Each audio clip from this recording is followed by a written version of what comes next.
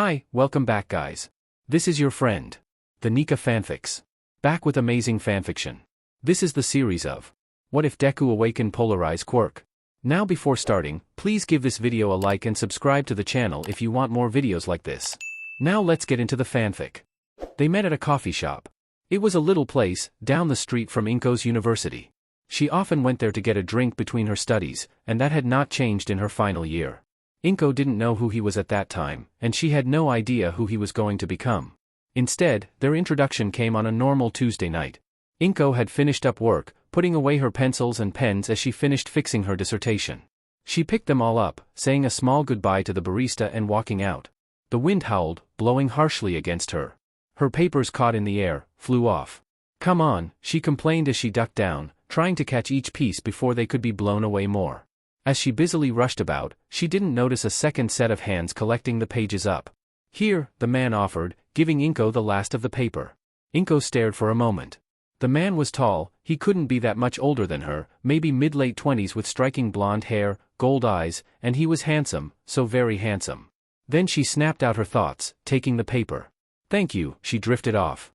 "Yagi, Toshinori Yagi." Inko smiled. "Thank you, Yagi."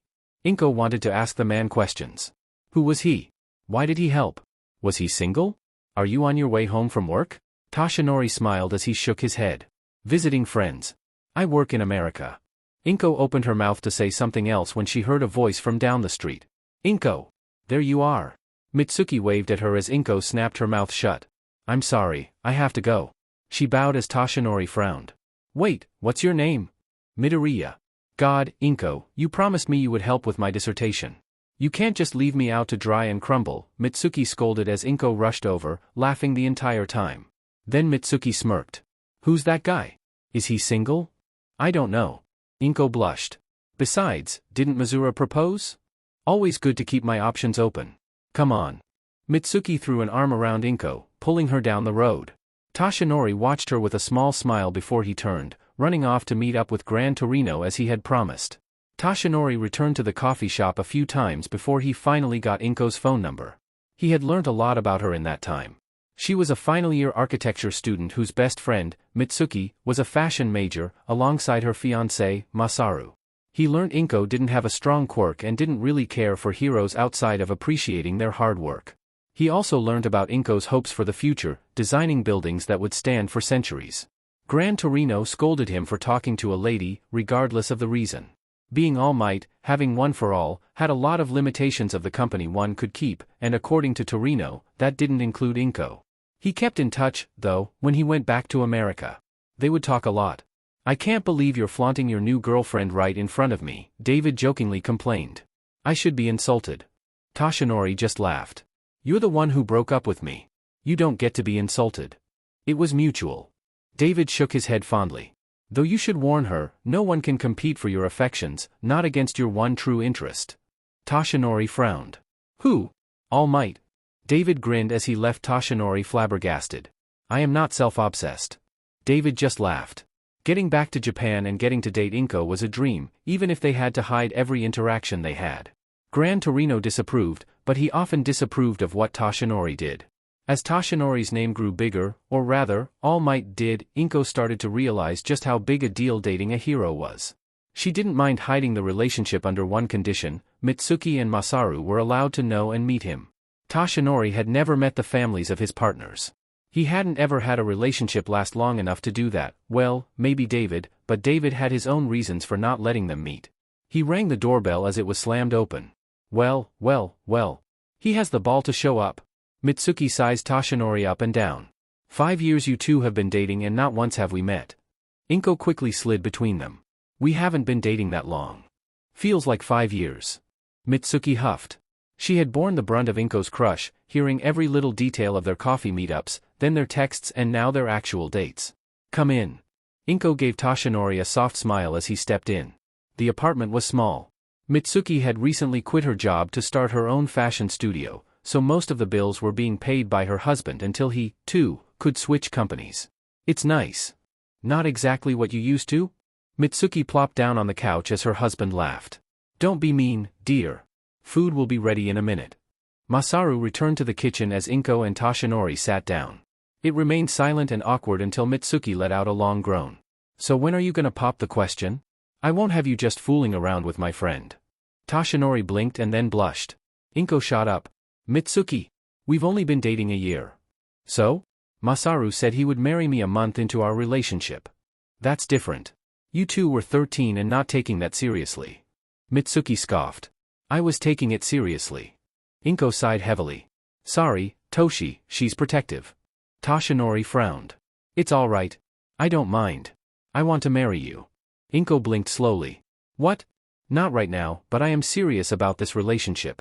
I want to marry you, but I'll ask the question in the future, when I can provide for you. Mitsuki raised her eyebrow but didn't say anything. A moment later, Masaru walked in with the food, putting it on the dining table. He observed Inko's bright blush, Toshinori's mild one and Mitsuki's mix of impressed and annoyed expression markers to determine what had happened and decide he wanted no part of it. Dinner's ready. Toshinori made good on his promise.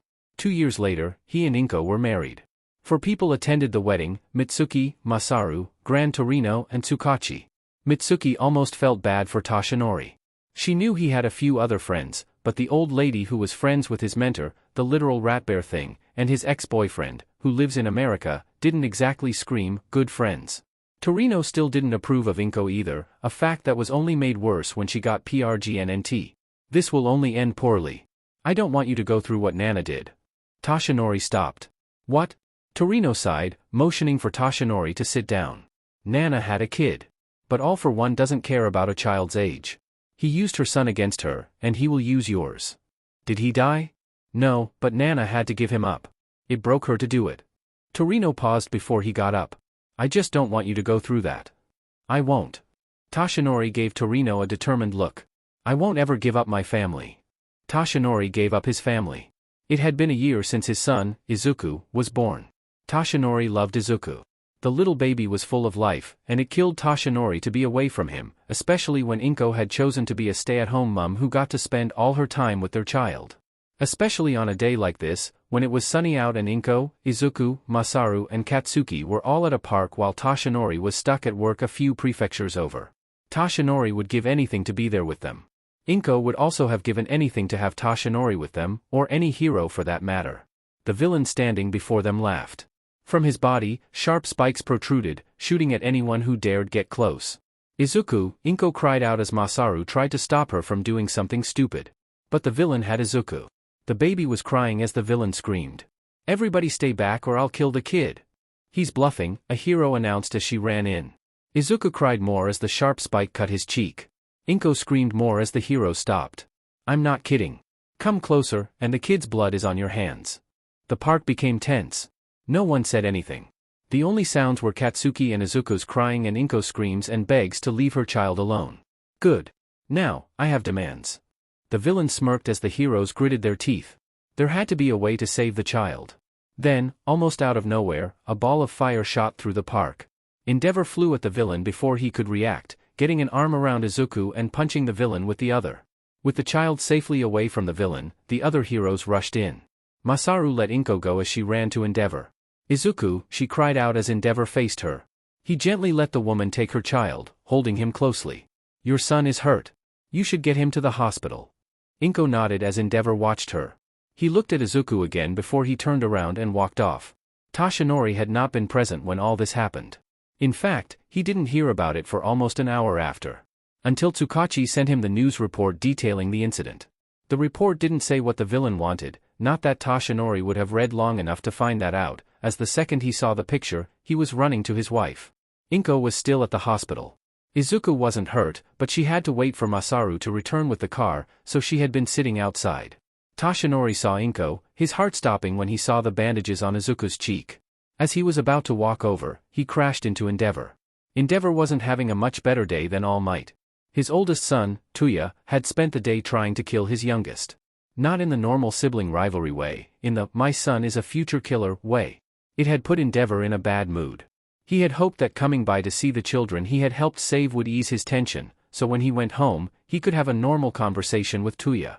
That did not happen, especially when he was walked into by his number one rival. All Might.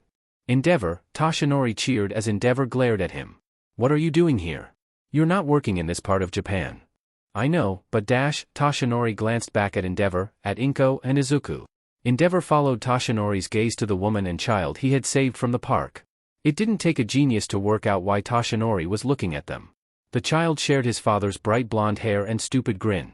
Neither had noticed the two heroes, too absorbed in their own world. You have to be kidding me, Endeavor muttered, looking back at Toshinori. Why was your kid in a public park? Toshinori opened and closed his mouth. He was with his friend. Do you have any idea how much danger hero children are in? How could you let your child be alone without you? Toshinori did not have an answer, but Endeavor wasn't searching for one. You're leaving your family to go hero ing, and she's stuck with the kid? How much danger are you putting her in? How much pressure? Why are you doing that to her, to your kid? Do you even have the right to call yourself his dad, her husband? Endeavor was aware he wasn't talking about Toshinori anymore, but Toshinori had no way of knowing that. I love them, Toshinori muttered weakly as Endeavor scoffed. Love isn't enough. That won't protect them, least of all from you and all the danger you bring. Endeavor stormed off. He took a long walk. Maybe he should have apologized to Toshinori. It wasn't the guy's fault that Endeavor was in a bad mood. He didn't, though, and when he got home, his mood had not improved in the slightest.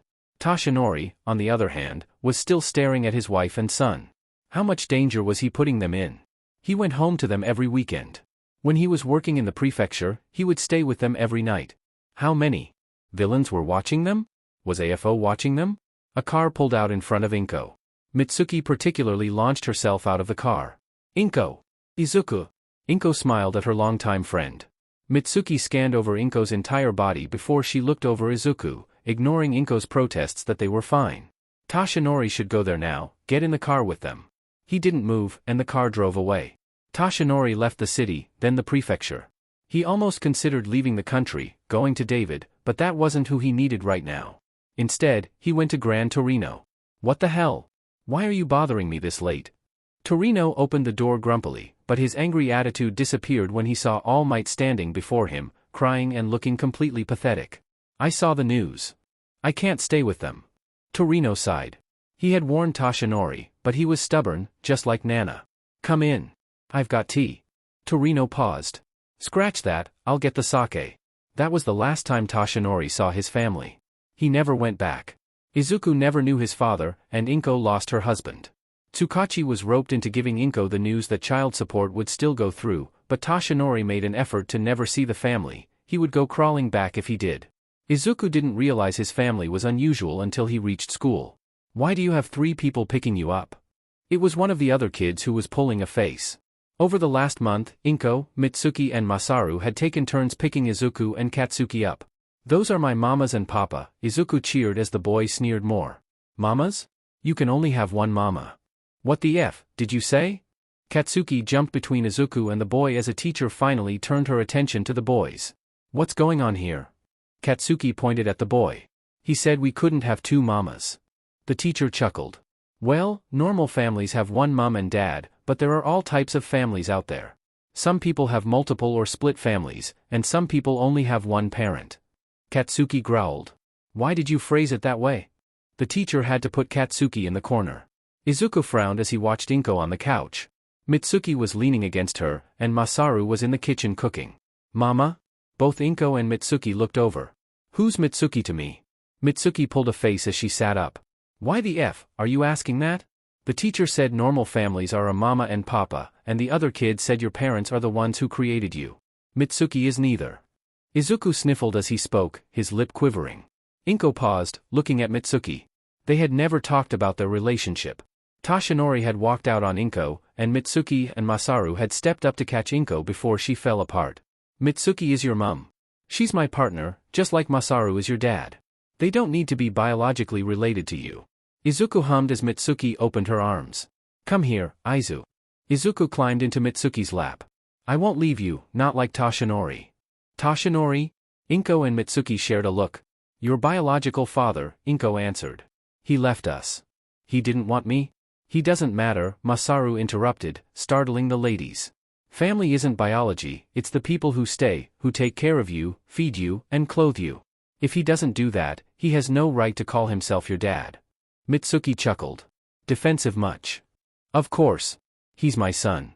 Izuku smiled, the sweet moment being interrupted a few seconds later by Katsuki bursting in, holding up a giant bug.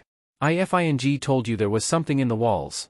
Inko later told Izuku that his father was Toshinori Yagi, the #1 hero, All Might. Katsuki helped throw out all Izuku and his All Might merch, muttering that he doesn't deserve to be in our thoughts as they chucked it in the dumpster. Mitsuki later told the boys about how Toshinori left, only fueling their anger more. Mitsuki was just as angry, but unlike the boys, she could do something about it. She blackmailed Toshinori. "I want you to convince that hero to do a brand deal or I will go to the media." Mitsuki never got a response, but she always got the deal. Mitsuki became the face of fashionable hero merch. She also got her hand on Toshinori's credit card. Anytime the boys needed anything, she would use that card. She never used it on herself until one day, when the boys were, "Why did you buy all this stuff?" Inko chuckled as she made her way through, putting the clothes into the closet. Mitsuki had collapsed on the bed, her eyes closed and her muscles sore. "I wanted to teach the boys fashion. And that involved buying me 17 new dresses? Yes. And buying Masaru 15 new suits? Yes." Mitsuki opened her eyes as she felt her phone buzz. She finally got a message from Toshinori. "What did you do today?" "I can't afford this bill." "Yes, you can. I know how much you make. I'm canceling the card. You do that and I'll tell your new boyfriend you've got a wife and child." Toshinori stopped messaging, and he didn't cancel the card. Mitsuki knew she overreacted, but seeing the tabloids plastering pictures of All Might and his sidekick, Sir Night-Eye, making out in an alleyway made her mad. If that's why Toshinori left, he could have had the ball to tell Inko. Toshinori sighed as he put the phone down. "You seem tired," Mirai, aka Sir Night-Eye, muttered as Toshinori paused. It wasn't like he was hiding the fact that he was bi, Mirai knew that, but he didn't tell anyone about Izuku. The more people who knew about Izuku, the more danger he was in. "I am tired." Toshinori had only once dared to return to Inko. It was almost 2 years ago, when Izuku was Inko had moved on, she was happy and safe and didn't need Toshinori. Toshinori put the phone to the side as he lay back, rubbing his eyes. "I'm going to have to work overtime." "Don't you do that anyway?" Mirai joked as Toshinori laughed, relaxing. Izuku huffed as he saw the newspaper. A picture of his supposed father was on the front page, kissing some other hero, Izuku recognized as Sir Night-Eye. Katsuki growled, exploding the paper in his hands. "Ignore it, Izuku. That bstrd doesn't deserve anything." Izuku just smiled, shaking his head. "I wonder if I could become a hero like him?" Katsuki scoffed. "You'll become a hero better than him. Does that mean you'll let me train with you? Figure out how to use your quirk well, then I will." Izuku had been waiting for this. He held out his hand as Katsuki raised his eyebrow. Katsuki expected Izuku to pull himself forward. That was how Izuku's quirk worked. Izuku could pull things towards him, just like his mum. The only difference was Izuku's range and speed. But Izuku didn't pull on Katsuki, instead, he grabbed an item behind Katsuki. The longer Izuku's quirk held the item, the faster it moved, whacking Katsuki right in the back of the head. Izuku may have been working on that for years without telling his brother. "Izuku," Katsuki growled as Izuku smirked. "What? You asked for it." Katsuki blew up, charging after Izuku as he ducked out, continuously hitting Katsuki in the same manner until a teacher ran over and separated them. Izuku didn't know much about his biological dad. He knew the man was All Might, that he left his family and that he was a bisexual a-hole. Izuku did not have any wish to learn anything else about the man. Sadly, his wishes were about to be ignored. "Morning," Izuku grumbled as he walked into the kitchen. Inko was at the stove, a bright smile on her face. "Morning, Izu." She rushed over, pressing a kiss to Izuku's forehead as Izuku smiled. "Hey, Izu," Mitsuki shouted, leaning back in her seat as she reviewed a design. "Go wake up the other one, would you?" Izuku snorted. "I thought Dad was doing that." "He's too soft." Mitsuki finally looked up as Inko stole away the designs, replacing them with a plate of food. "Don't forget to eat." Inko turned, grabbed a cup of coffee and offered it to Mitsuki as well. "Thank you, my dear." Mitsuki placed a kiss on Inko's cheek as Izuku rolled his eyes. "Stop shaking me," Katsuki screamed as the house shook, the building rumbling a little. "Katsuki is awake," Inko chuckled as Mitsuki and Izuku rolled their eyes. "Really," they said together before the group laughed. Izuku and Katsuki stopped at the gym before school. It was one of the buildings Mitsuki had blackmailed Toshinori to get. It was private property, a giant concrete block that let Izuku and Katsuki spar without problem. Katsuki launched into the air, aiming at Izuku while Izuku rolled away. He grabbed an item from behind him, ducking at the last moment to fire it at Katsuki. Katsuki dodged, about to jump in the air, when Izuku grabbed his foot with his quirk, pulling it out from under him. Katsuki fell hard, hitting the guard with a groan. I hate it when you do that. If you stop giving me the opening, I'll stop grabbing your foot. Izuku grinned, walking to the wall. A whiteboard hung up, a pen attached to it with a cord. Izuku updated the numbers, 1,204 wins on Izuku's side, 1,207 on Katsuki's side. I'm catching up. That. Rematch. Izuku rolled his eyes. No time. We'll be late for school. Katsuki let out a frustrated scream as Izuku walked off, taking a shower before school. The students listened to the teacher laugh and joke about their futures. Oh, right, Bakugo and Bakugo, you two want to go to UA, right? Katsuki smirked proudly. Of course we will. We're going to be the first people from this hellhole of a school to get to UA. Izuku rolled his eyes. Maybe I will. They won't accept you with those personality issues. What did you just say? Katsuki spun around, grabbing Izuku's shirt and pulling him out of his chair. Izuku stuck his tongue out as Katsuki screamed, about to explode, when Izuku pulled the table out from under him, sending Katsuki straight to the floor. You really should stop leaving yourself open, Izuku snorted as Katsuki screamed more. The class just stared in annoyance, still wishing those two had never come to this school. Izuku was writing down notes in his hero analysis book as the school day ended. Will you stop writing those books? They're creepy, Katsuki grumbled as Izuku rolled his eyes. You always say that, yet you'll be crawling back to me when it's time to make your hero outfit. I will not. Izuku smirked, leaning against his hand. Then who will you go crawling to? Katsuki screamed, trying to explode Izuku's book as Izuku jumped out of the way. That's not very nice of you. Whatever, I'm going home. Don't train tonight, you'll strain yourself. Yeah, I know. Izuku waved Katsuki off as he left with his friends. Izuku didn't really see the value in friends at this school, they all seemed like assholes, perfectly matched for Katsuki. Izuku continued to write his books as he walked home, completely distracted when the slime oozed out of the drain cover. I never expected him to be here. I need cover. The slime surrounded Izuku as Izuku gasped. It was a big mistake. The slime forced itself into Izuku's mouth, pouring down his nose and filling Izuku's lungs. Izuku clawed at the slime, his eyes watering. No, this was not how he went out. He couldn't use his quirk, that would only bring the slime closer to him. He couldn't breathe. He was running out of options, fast. Izuku wished Katsuki were here. His dumb brother, who had always protected him. He wished a hero were here who could save him. For a moment, he even wished Toshinori were here for the first time in his life. Someone, help me. As his vision started to blur and go black, a flash of yellow appeared, grabbing his arm. He didn't remember what happened next. He was being slapped. Izuku shot up, coughing and sputtering as the last of the slime came out of his lungs. Ah, you're okay, that's great. Izuku looked up slowly. Standing before him was All Might, Yagi Toshinori, his biological father. What? What are you doing here? Toshinori tilted his head. I was chasing down this villain, but he got away. I'm sorry I couldn't get here faster. Izuku paused. Toshinori didn't seem to recognize him. That a-hole. Izuku looked around, picking up his notebook. It had slime steins on it and a giant, All Might signature. Why did you sign this?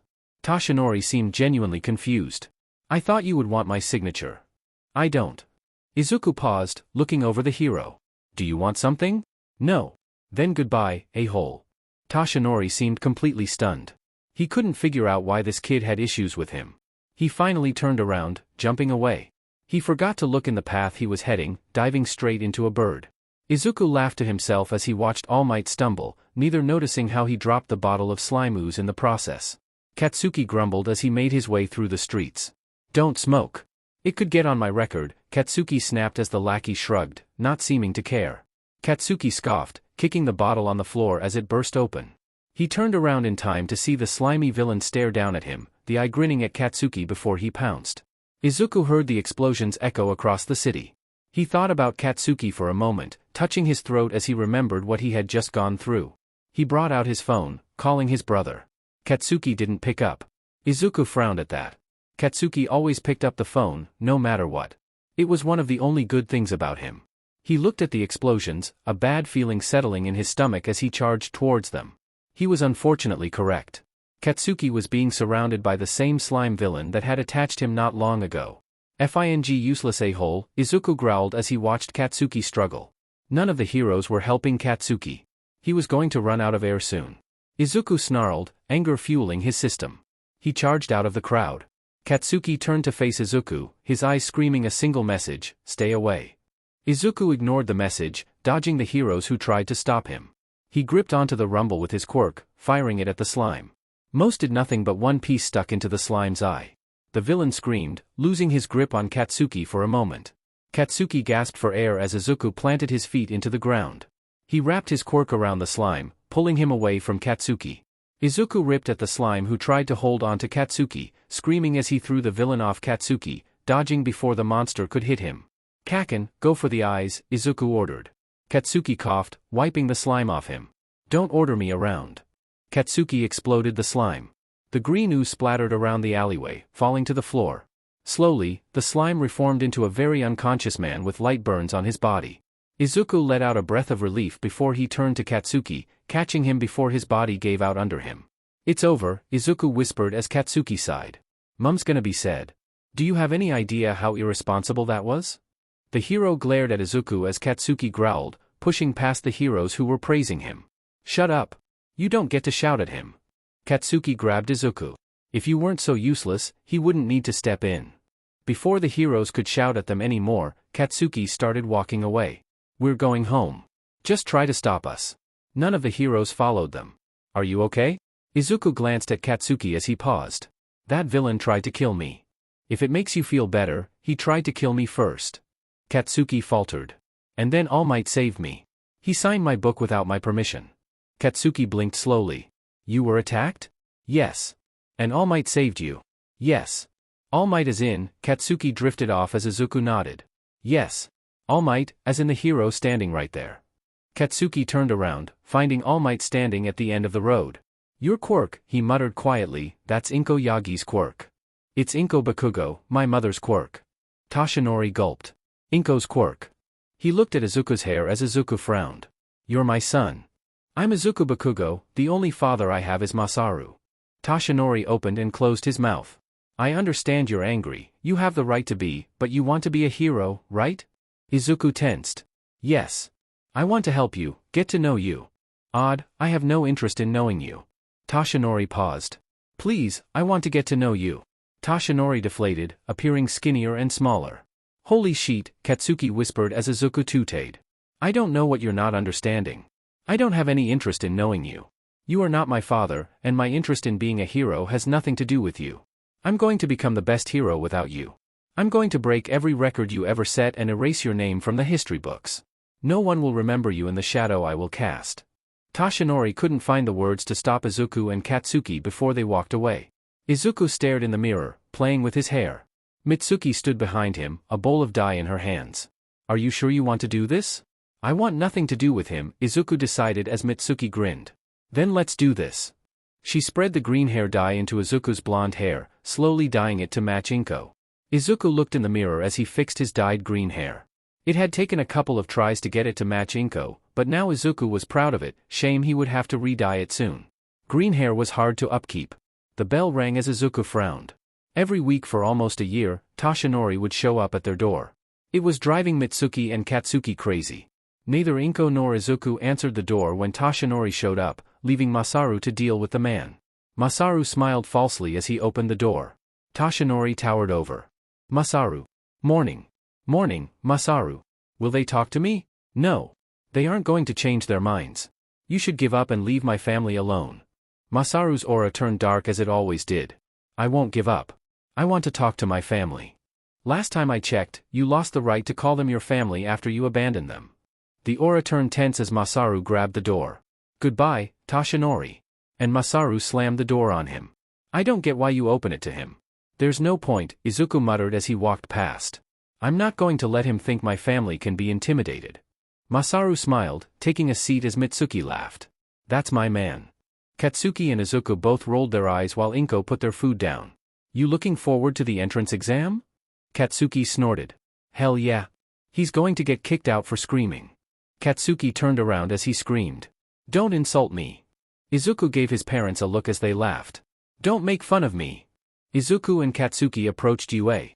Izuku paused as he stared at the tall building before him. "Don't get intimidated," Katsuki snapped, whacking the back of Izuku's head. He startled, hissing. "What the hell did you do that for? You were freaking out." "I was not." Izuku grumbled, rubbing the back of his head. "A-hole." Izuku trailed after Katsuki, glaring at him.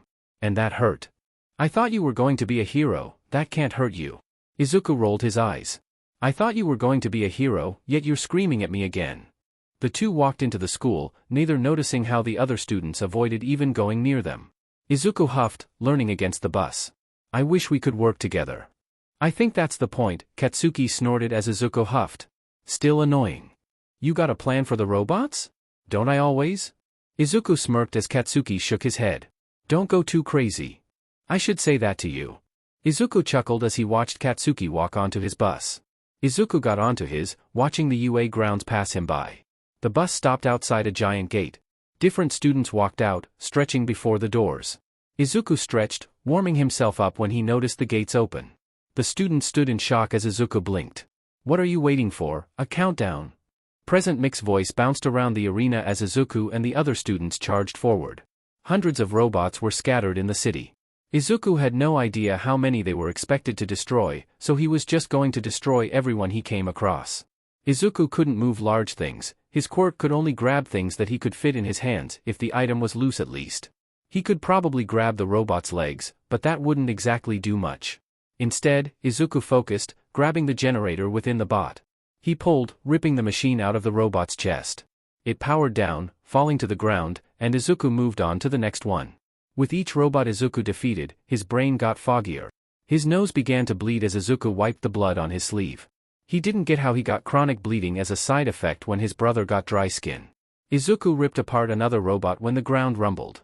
A giant monster of a robot rose out of the ground. The buildings fell apart and rumbled into the pavement. "Oh shit," Izuku stepped back, freezing as he spotted a girl trapped in the rubble. "Double sheet." Izuku ran forward. He could pull the rubble off the girl, but as the girl was in the path between him and the rubble, that was just going to hurt her. That left the robot. The robot's parts were too big for Izuku to grab. He could tear it apart one wire at a time, but he would reach his limit before he ever did any real damage. That just left one solution. Stopping in front of the girl, he waited for the robot to take a step. Then he focused on a bar on the robot's leg. He pulled the bar, the leg becoming unstable. The robot tilted, falling to the ground with a loud boom. Izuku stared at the robot. He laughed, the blood dripping down his chin. Then he fell back. The girl slapped Izuku, stopping him from hitting his head on the ground. "Are you okay?" Izuku decided not to speak, instead giving the girl a thumbs up. The letters arrived at the same time. Katsuki opened the letter in excitement, sitting in the living room with his mums and dad. Present Mike appeared on the screen, talking through the entrance exam. "I got second place?" "Second place?" Izuku snorted as he looked over the leaderboard. He had placed at the very top. "Guess that settled which of us is better then." Katsuki screamed, making Izuku laugh more. He didn't really need to open his letter, but he did it anyway. Even if he claimed he was confident, until he heard the words from a UA teacher, he wouldn't believe it. All Might appeared on screen. "What the F dash?" Toshinori grinned brightly as he explained all the same stuff. He also explained rescue points, but Izuku just sat there, growling in anger. "I'm so proud of you. Do you think it's too late to apply for Shinjuku?" Inko chuckled softly, wrapping an arm around Izuku. "Don't give up your dreams because of one man." Izuku huffed. "Fine." Izuku considered his options for a while, for a few weeks, actually, before he approached Mitsuki. "Could you give me a hand with something?" Mitsuki's eyes lit up. "What do you need?" "I want to PSS Toshinori off." Izuku grinned. "Help me change my wardrobe?" Mitsuki let out a proud sound, running over. "Katsuki, get your butt in the car, we're going shopping." Izuku got ready slowly. After their shopping spree, Mitsuki had also gone and brought Izuku a vanity and a new wardrobe, all with Toshinori's money, of course. He took time putting the clip on his earrings. Mitsuki had offered to get his ears pierced, but Izuku did not trust himself to remember to swap them before doing training, and then he would lose his ear. Earrings on, Izuku then applied the eyeliner that Masaru had taught him to use. And then the eyeshadow. He didn't need to reapply his nail polish, something that Inko had taught him to do and which was currently black on all his fingers. He had read the UA handbook back to front. There was nothing in there that prevented makeup or nail polish, too many cases of people with odd quirks getting mistaken for having makeup or nail polish on to enforce that kind of rule. There wasn't anything about not having ear clips either, only no piercings. There was nothing about necklaces, bracelets or rings, so long as they were taken off before training. Izuku slid on a couple of necklaces with little pendants on them before putting on the choker. He then slid on a couple of bracelets onto his wrists before putting on some rings. Why not if it wasn't against the rules? According to the rules, students had to wear a white shirt, gray trousers, or a green skirt, and a gray blazer. Nothing said the shirt had to be buttoned up, so Izuku left the top few buttons undone. Students were required to have a red tie, but nothing said that had to be done either, so he just slung it over his shoulders. Lastly, there were the shoes. UA had no restrictions on the shoes students wore, but Izuku also had no reason to rebel with shoes, so he was just going to wear his normal trainers. Izuku walked away from the vanity, approaching the kitchen. Mitsuki smiled. Looking great, sweetie. Izuku chuckled softly as he sat down. Inko walked over, giving Izuku a hug while Masaru laughed. You and Katsuki look more similar every day. Katsuki scowled, tooting. Surprisingly, Katsuki's outfit was more tame, only abusing the shirt and tie rules to leave his outfit loose around his neck. He claimed it was because it was hard to breathe, but Izuku thinks Katsuki likes being rebellious, too. Izuku and Katsuki did not get lost making their way through UA. They definitely didn't get lost. Inside the classroom, maybe 6 other students were there. Izuku and Katsuki may like to pretend they're being rebellious, but secretly, they were both nerds who liked getting to class early.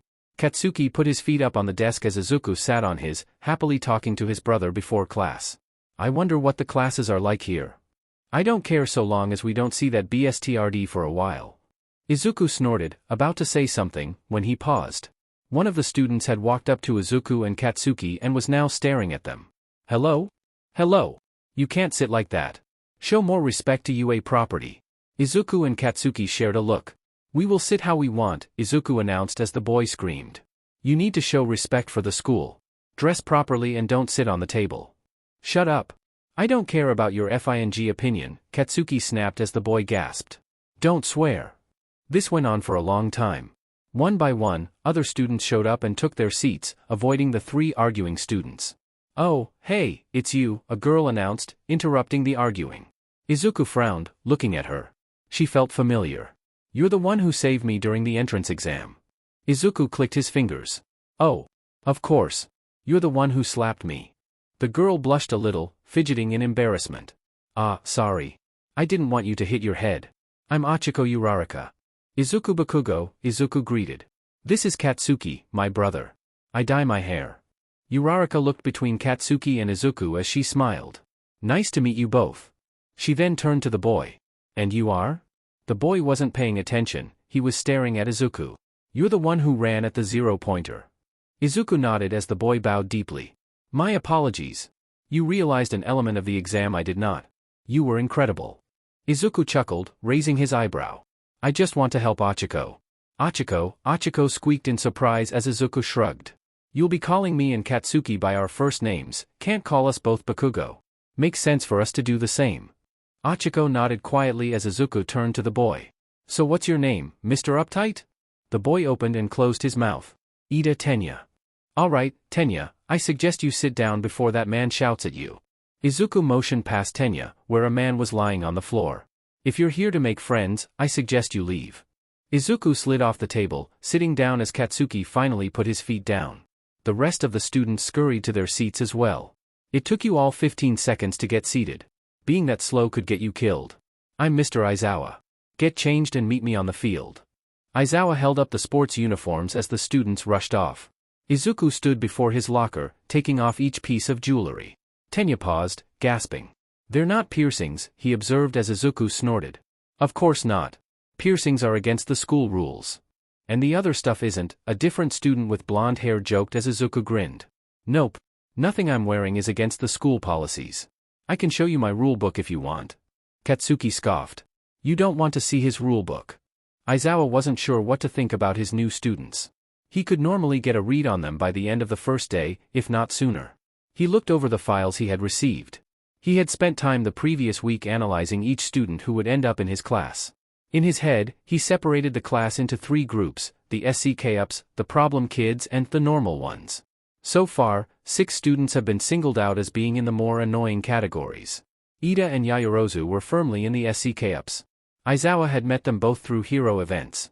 He had also met Todoroki, the Endeavor Kid. He sat firmly in the problem kid section. He wasn't necessarily an immediate problem, more a ticking time bomb of mental issues Aizawa would have to deal with before letting him become a hero. Then there were the Bakugo siblings, twins, maybe, it was unclear. They were also in the problem kid section. Aizawa had put them there after watching them both at the entrance exam. Both had personality issues.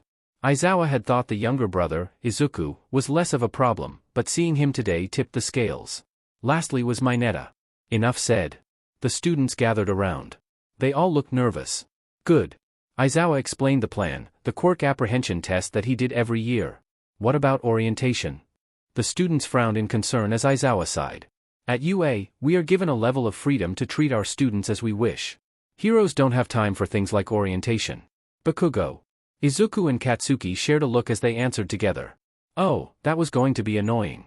Green 1. Come here. Izuku shrugged, stepping over as Aizawa handed him a ball. How far could you throw a ball in middle school?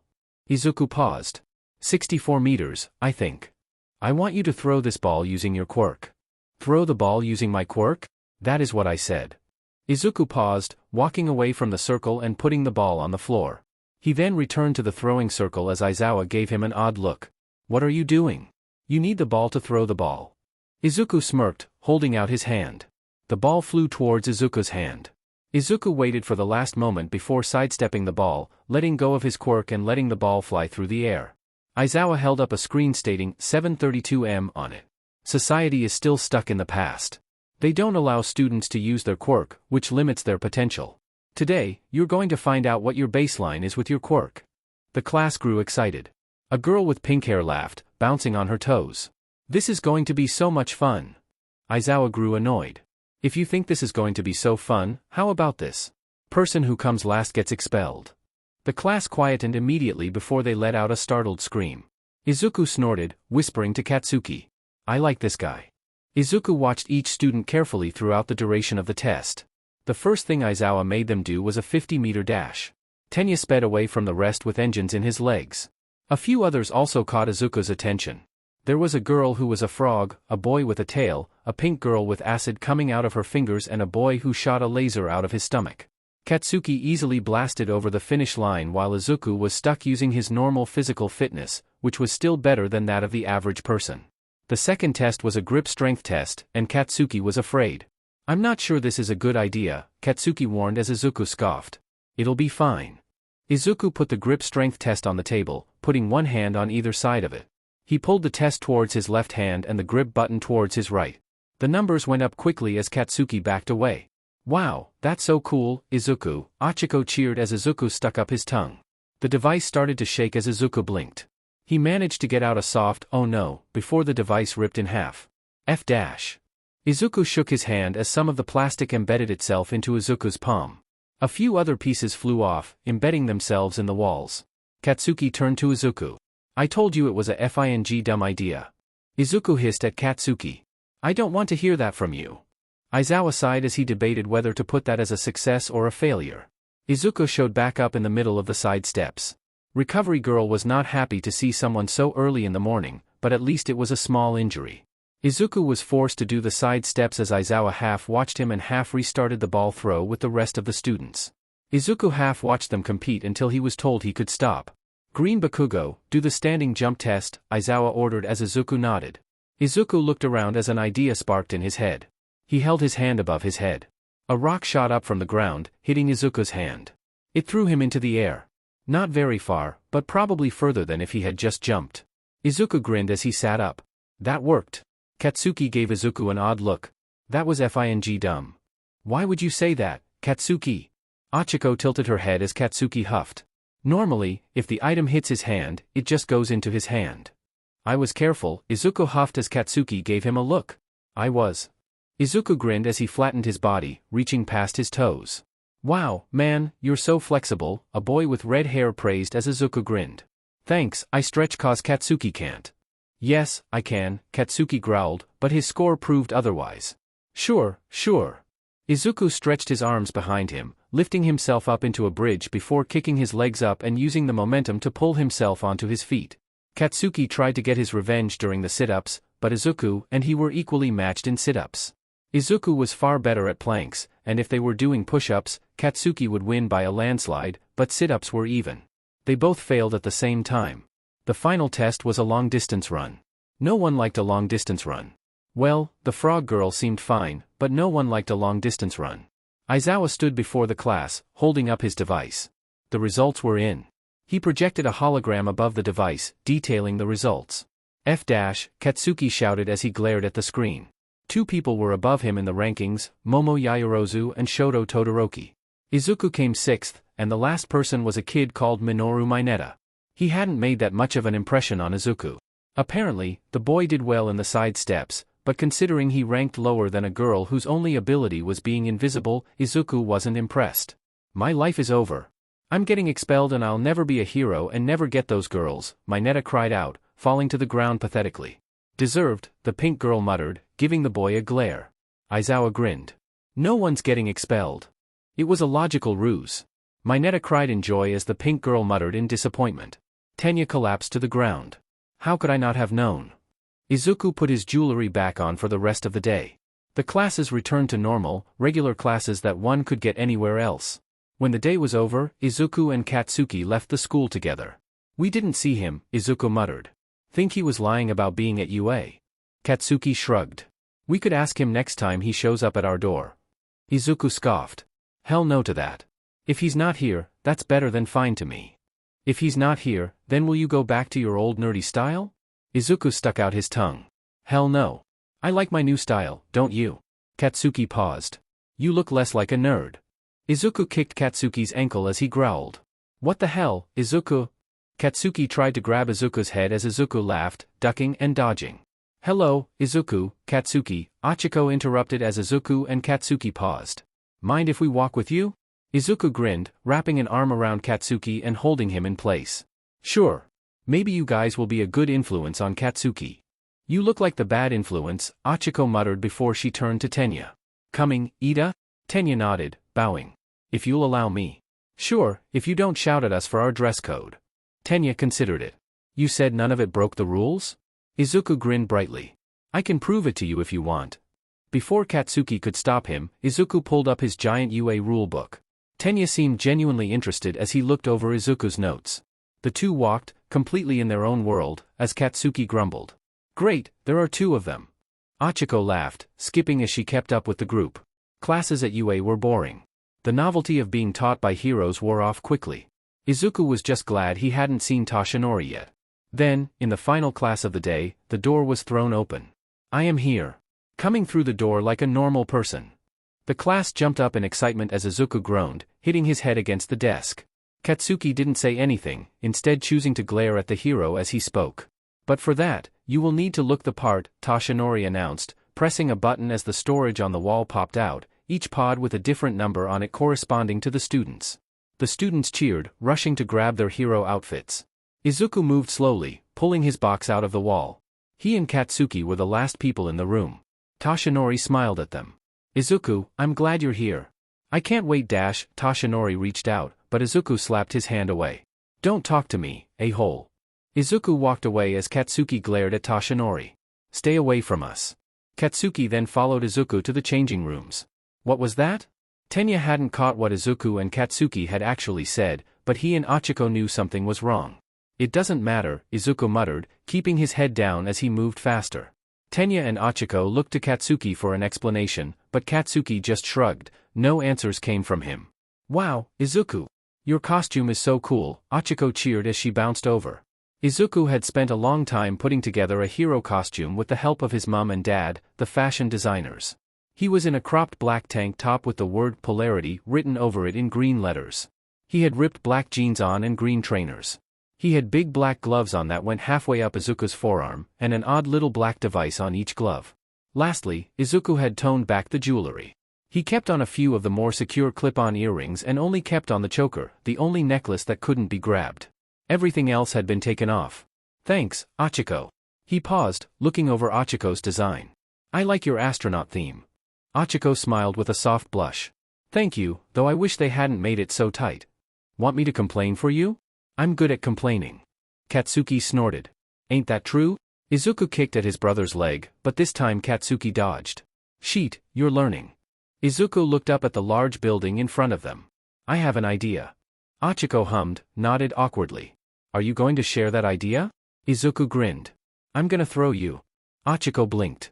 I don't think you're that strong. That just caused Izuku to laugh more. This is gonna be great. Achiko had the urge to run away. Tenya and Katsuki stood on the top floor of the building with the weapon they were supposed to protect. What's the plan? Katsuki frowned. Knowing Izuku, he's gonna come after me. He is. Katsuki grinned. We're competitive. Can you handle Achiko? Tenya opened and closed his mouth. Good. See ya. And Katsuki walked off. Tenya frowned, scratching his head. He did not understand competitive siblings. Izuku walked alone through the building. When he reached the third floor, he heard the unmistakable sounds of Katsuki's footsteps. Izuku could have done the first attack in many ways, but the one that was presented to him was too good. Izuku grabbed Katsuki's head and slammed him into the wall, the very thin walls that Katsuki burst through. Katsuki jumped up, turning around and punching Izuku. The match quickly began. Katsuki blasted himself around, hitting at Izuku as Izuku ducked and dodged and used his annoying flexibility to avoid being hit. The more Katsuki exploded, the more ammo Izuku had. It's why their matches always went the same way. Katsuki wanted a quick match that would crush Izuku before he could land a hit. Izuku wanted a long match, one where he could dodge all of Katsuki's attacks and bait him on for the trap Izuku laid. Katsuki grumbled as the match went on. Izuku jumped back, grabbing the rubble from behind Katsuki and hitting Katsuki in the back. Katsuki grumbled, exploding Izuku's chest and throwing him to the ground. Izuku rolled over before he took off running. Get back here. Izuku. Katsuki charged down the corridors as Izuku kept throwing things at him. What's wrong, Katsu? Can't hit me from all the way back there? Katsuki growled more as he and Izuku stopped. Izuku knew this was a dumb idea, but he had a plan. That plan did heavily depend on him not dying immediately, though. Fine, let's see what these gauntlets can do. Katsuki lifted his arm as he pulled the pin. The explosion rocked the entire building. Izuku's arm was burned, but it wasn't the worst burn he got from sparring with Katsuki. Geez, that packs a punch, Izuku muttered. Yes, he knew Katsuki's costume could do that. He had suggested the device, something to collect Katsuki's sweat for a later explosion, but Izuku did not think it would be that powerful. Either way, everything was going according to plan. Izuku stepped back, facing the giant hole in the building. Katsuki frowned. Don't fing jump, Katsuki shouted as Izuku snorted. I'm not the one who's gonna jump. Ready, Achiko. Achiko stood up as Izuku pressed a button. The device on his glove whirled before a small, indestructible disc shot out. Izuku grabbed the disc with his quirk, pulling it to him. Izuku tucked down as the disc shot past him. That's not gonna hit me, Katsuki laughed as Izuku smirked. It's not meant to. The disc smashed through the ceiling, causing the already unstable building to collapse in on itself. Izuku then grabbed Achiko, throwing her through the ceiling as well. Katsuki blinked in surprise as the pink shape shot past him. What? Before Katsuki could think of it, Izuku grabbed Katsuki, pulling him forward and into a punch. Tenya was pacing back and forth. He had moved everything aside, waiting for Achiko.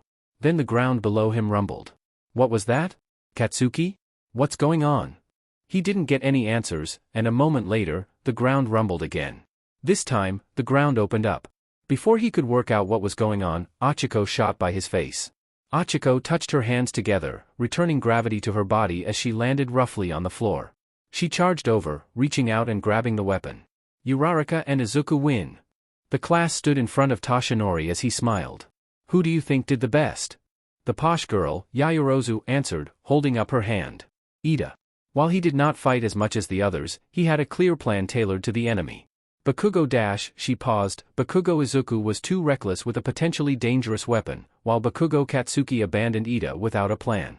Lastly, Uraraka only did as she was told. Toshinori gasped, covering his mouth. I couldn't explain it any better.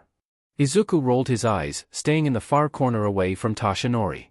Katsuki and Achiko eventually joined him, watching the match from afar. Izuku enjoyed watching the other matches, but his mood soured every time Toshinori looked at him. Achiko didn't know why the brothers seemed to hate All Might, but after the third time of Toshinori looking at Izuku hopefully and Izuku and Katsuki glaring back at him, Achiko joined in, glaring at Toshinori as well. The other students walked off as Toshinori called out to Izuku. Izuku glanced at Achiko and Tenya, nodding for them to go on without him. You did well today. Izuku raised his eyebrow. I thought I told you I don't want to talk to you. Toshinori fidgeted, glancing at Katsuki, who was glaring at him from the doorframe. I know, but, Toshinori took a deep breath, thinking of something to say. I like your hero costume. Izuku thought about what to say. Thanks, I guess. My dad helped me design it. Maybe it was petty, but Izuku was a petty person. Right. Izuku walked away. Katsuki continued to glare for a moment before he followed Izuku. Izuku was not happy. Toshinori was standing outside his house.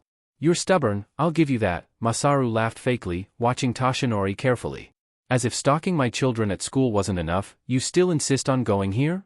Toshinori lowered his head slightly. I was always planning on going to UA, even before I knew Izuku was here. Right, I'm sure you did. Masaru smiled, the hostile aura surrounding him. And you're here because? I thought I could give the boys a ride to school. Masaru hummed. So you want to take my 2 underage boys into your car, after you've stalked them for over a year? Masaru pulled out his phone. What are you doing?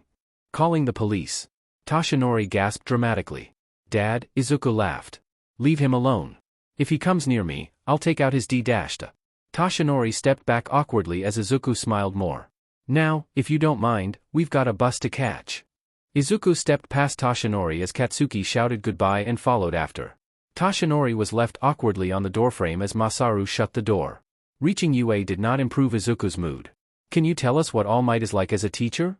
The news reporter stuck a microphone in Izuku and Katsuki's faces as the brothers glared back. Wait, weren't you the 2 students involved in that slime incident?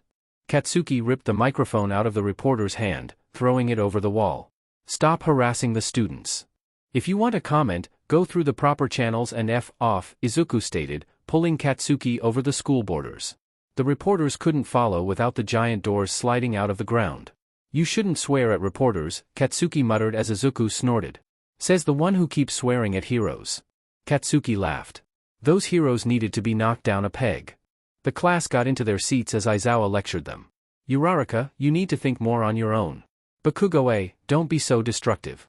Bakugo B, don't be so destructive. Izuku paused. Which one of us is A and which is B? Does that matter? It does if I'm B. I'm an A all the way. In your dreams. Izuku gasped dramatically as Katsuki scoffed.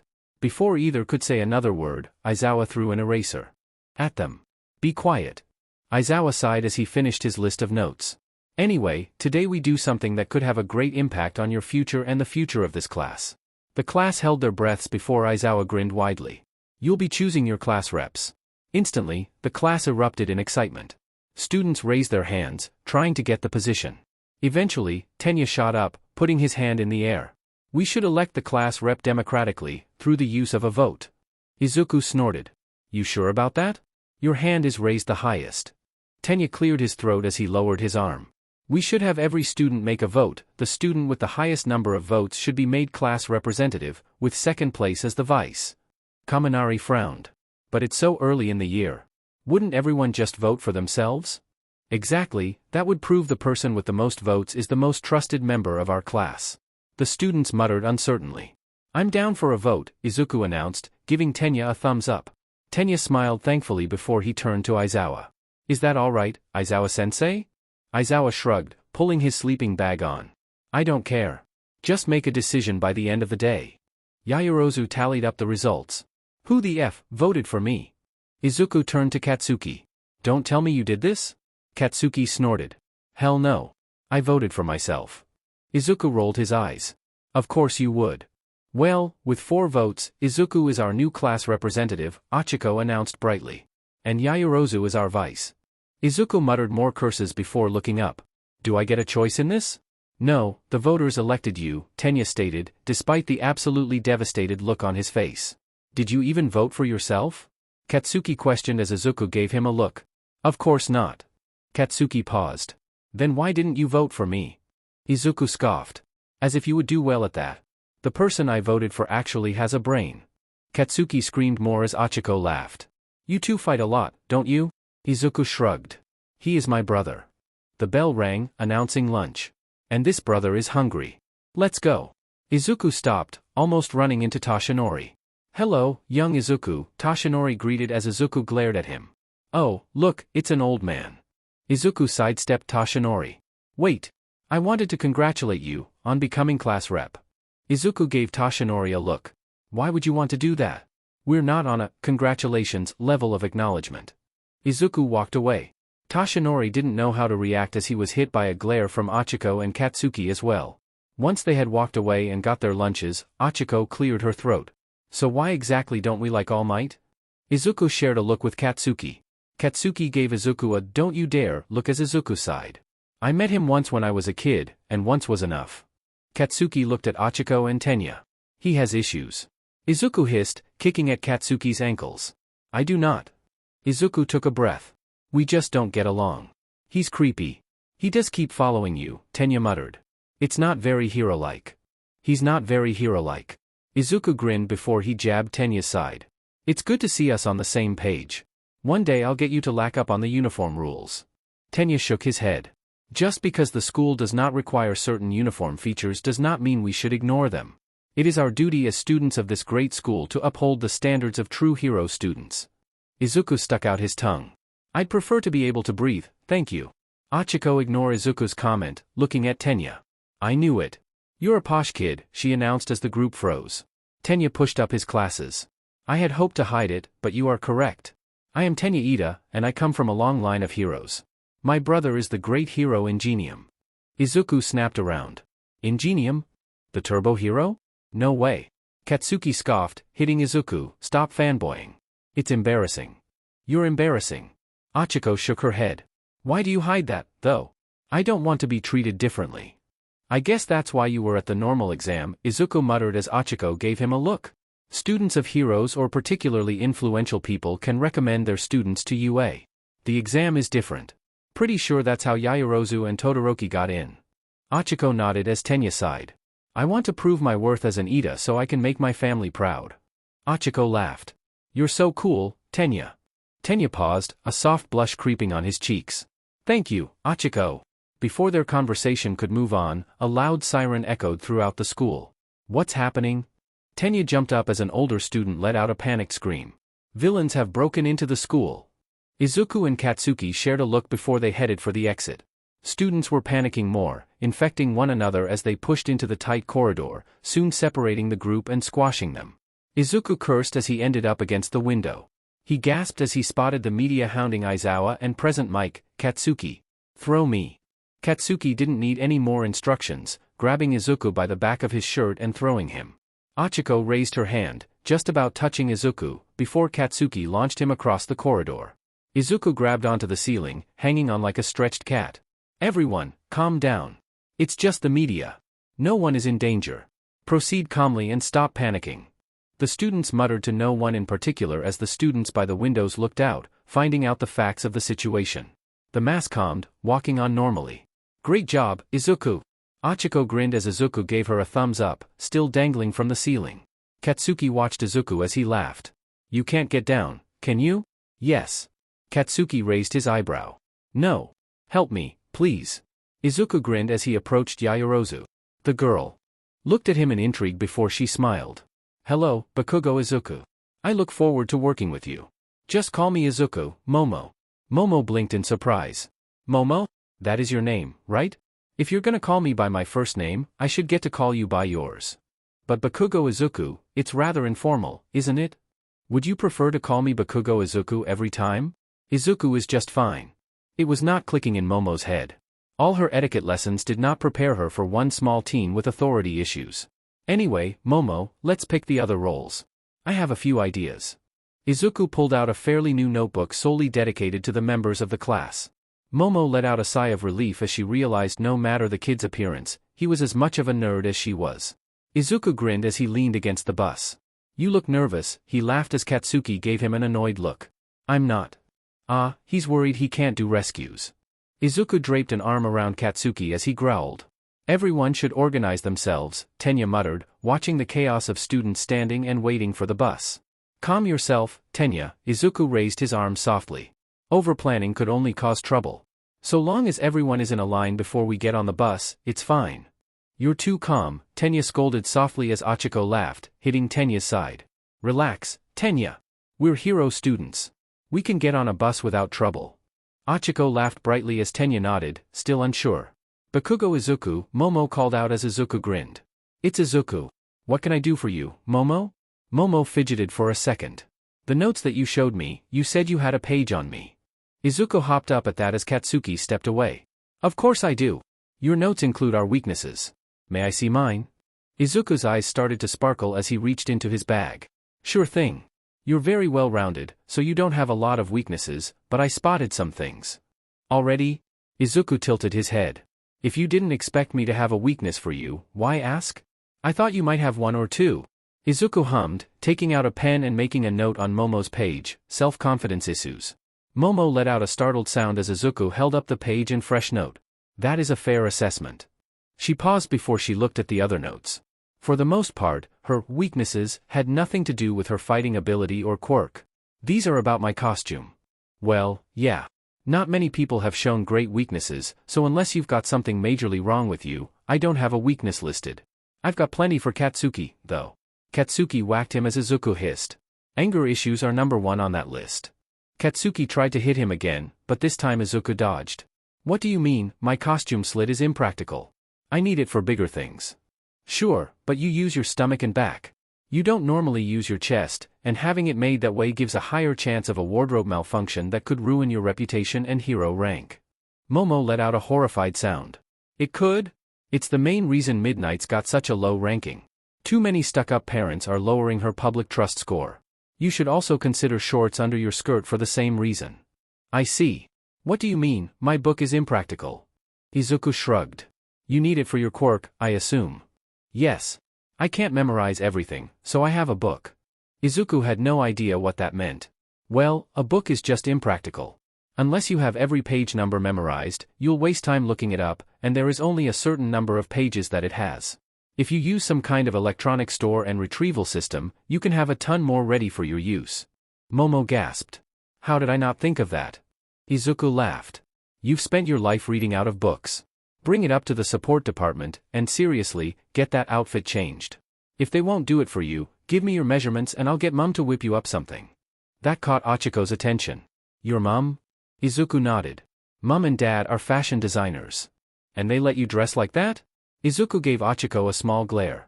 I look amazing, thank you very much, and Mum brought my whole wardrobe with me. Katsuki snorted.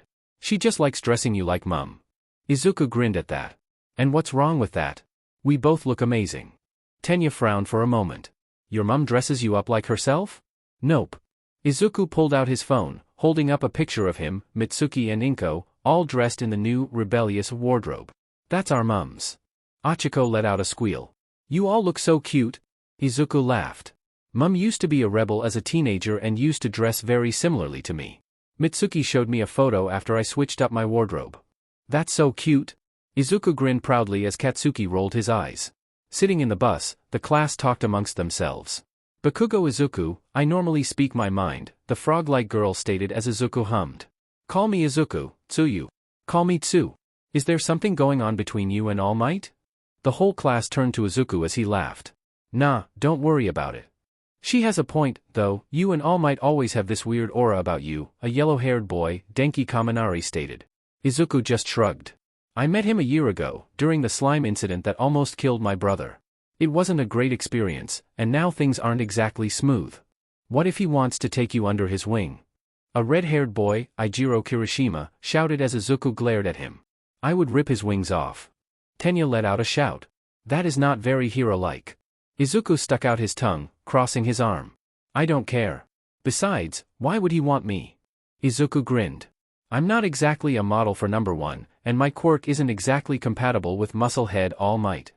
Don't put yourself down, man. Your quirk is super. Cool, Eijiro announced excitedly as Izuku rolled his eyes. No, my quirk isn't cool. The way I use it is though. Katsuki laughed at that. Sure, hitting yourself in the back is super cool. Izuku couldn't hit Katsuki as he sat 2 rows away. Instead, he threw a book at him. What the hell, Izuku? Little explosion sparked out of Katsuki's hands as Eijiro laughed.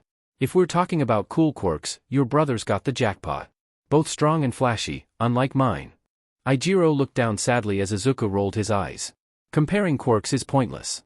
Some of the best heroes have quirks that don't seem strong, but they've learned how to use them in a way to make themselves strong. Aizawa, for example, his quirk isn't flashy or strong, but he's by far a better hero than most. The class muttered as Aizawa grumbled at the praise. He hated being the center of attention, regardless of why. The class hopped off the bus, being greeted by 13. She and Aizawa walked to the side, whispering to each other. What's that about? Katsuki looked at them in confusion as Izuku scoffed. Something tells me All Might isn't showing up, again. Izuku crossed his arms as Katsuki gave him a look. What? How the hell did you work that out based on 3 fingers? Izuku grinned. He's surprised by the abilities of a superior brain. Katsuki hit Izuku on the head as Izuku hissed. The class listened to 13's speech. Izuku and Katsuki did not need to be told their quirks can be dangerous, they've hurt themselves and each other enough to already know that. Izuku looked past 13 before he held his breath. Aizawa, he called out as Aizawa turned around. People walked out of purple smoke, standing in the center of the USJ. Hello, we are the League of Villains, the leader, or probably the leader, announced before he frowned. Where's All Might? 13, protect the students. Aizawa rushed down the stairs, grabbing the first villain he saw. The leader snarled unhappily. Kurogyri, he called out as the smoke villain nodded. Yes, sir. Kurogyri disappeared, slipping past Aizawa and charging at 13. 13 held up her hand as she tried to SCK the villain into her black hole, but it barely affected the man, who slipped past. Katsuki, Izuku ordered as Katsuki jumped up, blasting at the villain, who moved aside. Before the villain could say anything, rocks shot at him. He opened up a portal in front of his weird metal neck thing, sending the rocks away. Then, without warning, he surrounded the students. Blackness consumed them. Izuku gasped as he fell through the portal, appearing above a lake and crashing through the water's surface. Izuku looked around the water in horror. It took him a moment to notice the shark-looking villain charging at him. Izuku tried to swim away, unable to move fast enough as the villain got closer. Then Tsu kicked the villain in the face. Izuku, hold on. She wrapped her tongue around Izuku, pulling him and the other student from the water. She deposited both into the boat as Izuku coughed up the water. When this is over, remind me to get better swimming lessons.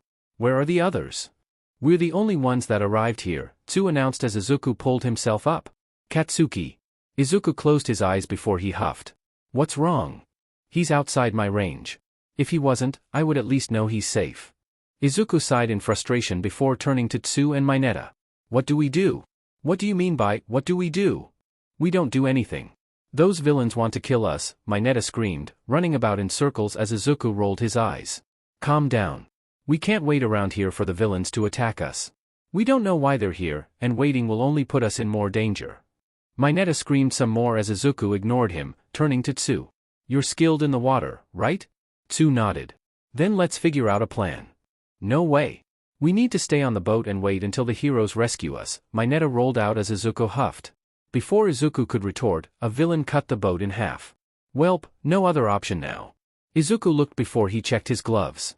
Then he took a deep breath and stood on the railing of the boat. He focused, praying he got the timing right. A piece of shrapnel shot out at Izuku's hand, but rather than moving out of the way, he let it hit the glove. A metal twang echoed off the glove as the momentum threw Izuku into the air. What are you doing? Mineta stared in horror as Izuku looked at the water. He grabbed the villains, pulling them one by one out of the water, flinging them in the air. Tsu's tongue wrapped around Izuku's stomach, holding him in the air and helping him dodge the flying villains.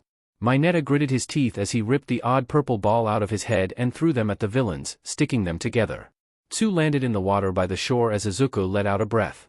My head is fuzzy, he muttered as Tsu froze. You're bleeding. Oh shit. Izuku pressed against his nose, catching the nosebleed. It's okay, side effect of my quirk. Izuku paused, looking at Mineta, who was bleeding as bad as he was. Seems like I'm not the only one. You alright, Minoru? Mineta nodded as he grinned. I got to touch her dash, Tsu started drowning him before he could finish. Oh wow, nope, don't want to be associated with that. Don't kill Mineta, though.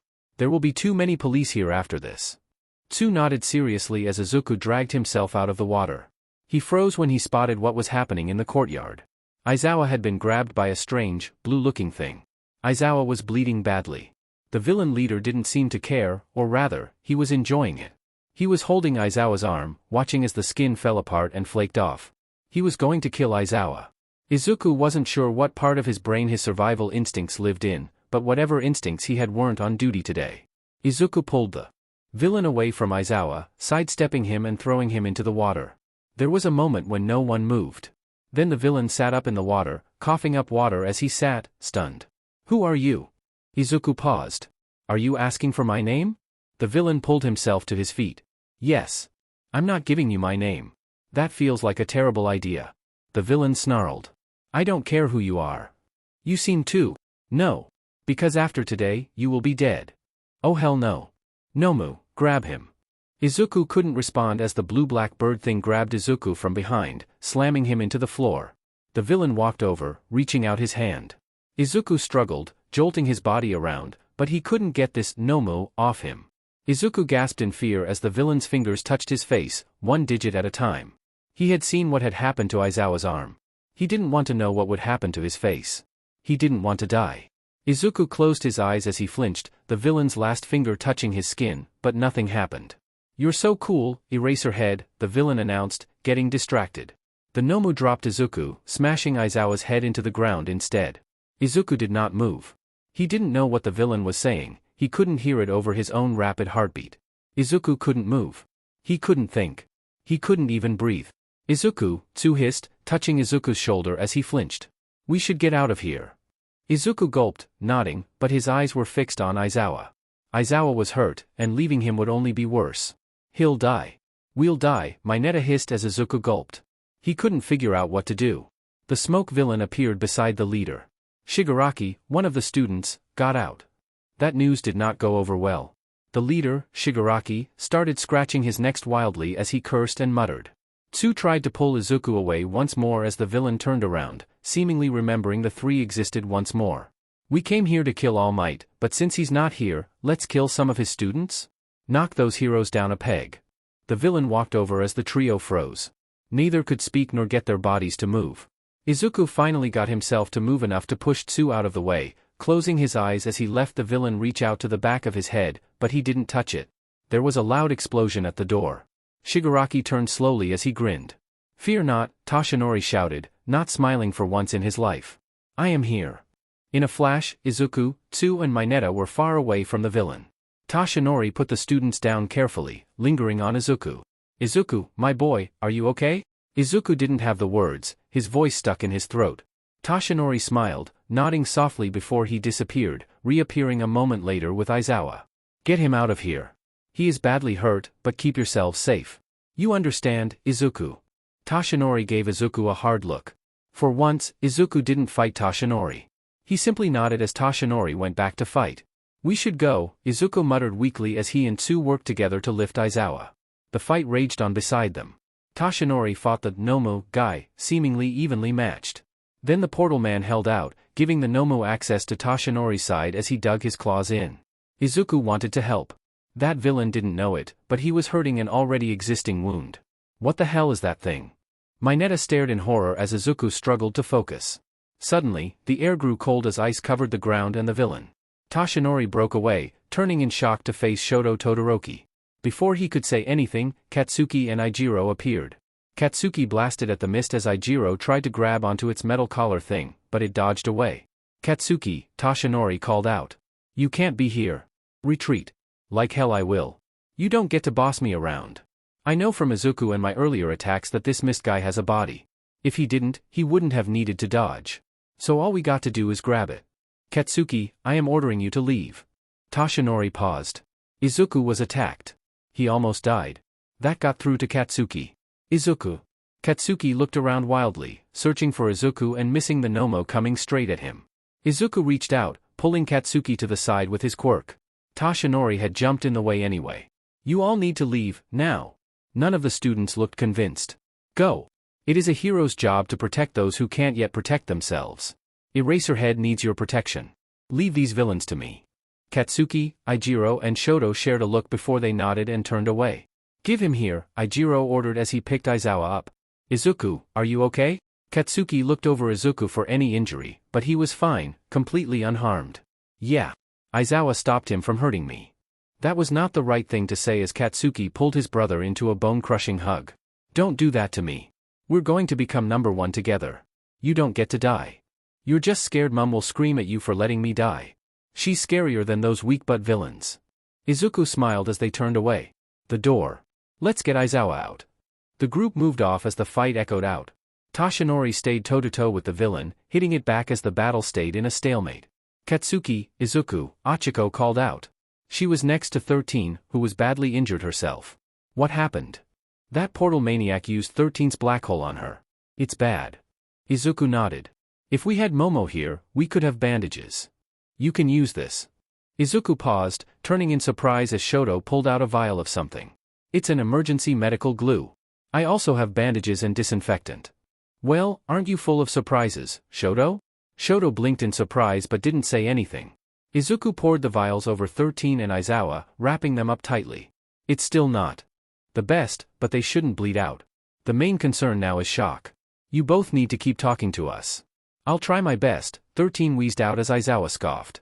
I didn't think you'd be the one with first aid training. Mum made us take first aid training, Izuku explained simply. Can't be a hero without it. Not a bad philosophy, 13 laughed. Thank her for me. Their conversation was interrupted by Toshinori punching Nomu through the ceiling. Katsuki scoffed. How FING extra. Like you're one to talk, Izuku joked, rolling his eyes. The group stared, uncertain of what to do next as the villain turned to glare at Toshinori. He was scratching his neck wildly again. Then he said something, and the mist guy got ready to leave. Before he could, Snipe shot him in the leg. I have brought reinforcements, Tenya shouted as Achiko let out a sigh of relief. Shigaraki fell through the portal, disappearing as the mist guy popped out of existence. Izuku paused before he gasped. Wait, All Might. He and Katsuki shared a panicked look as they waited for the man to deflate, quite literally. However, before it could happen, Cemento surrounded Toshinori in stone, hiding his state. Izuku let out an exhausted sigh, falling back and leaning against Katsuki's side. I want to take a nap. The police covered the USJ, rushing about as they arrested every villain in sight. Izuku didn't care about most of what was happening, his attention instead narrowed on one particular detective. All Might's not here. Who are you glaring at? Katsuki glanced at Izuku as he gave Katsuki a nod. It's Naomasa. Wait, Godfather Naomasa?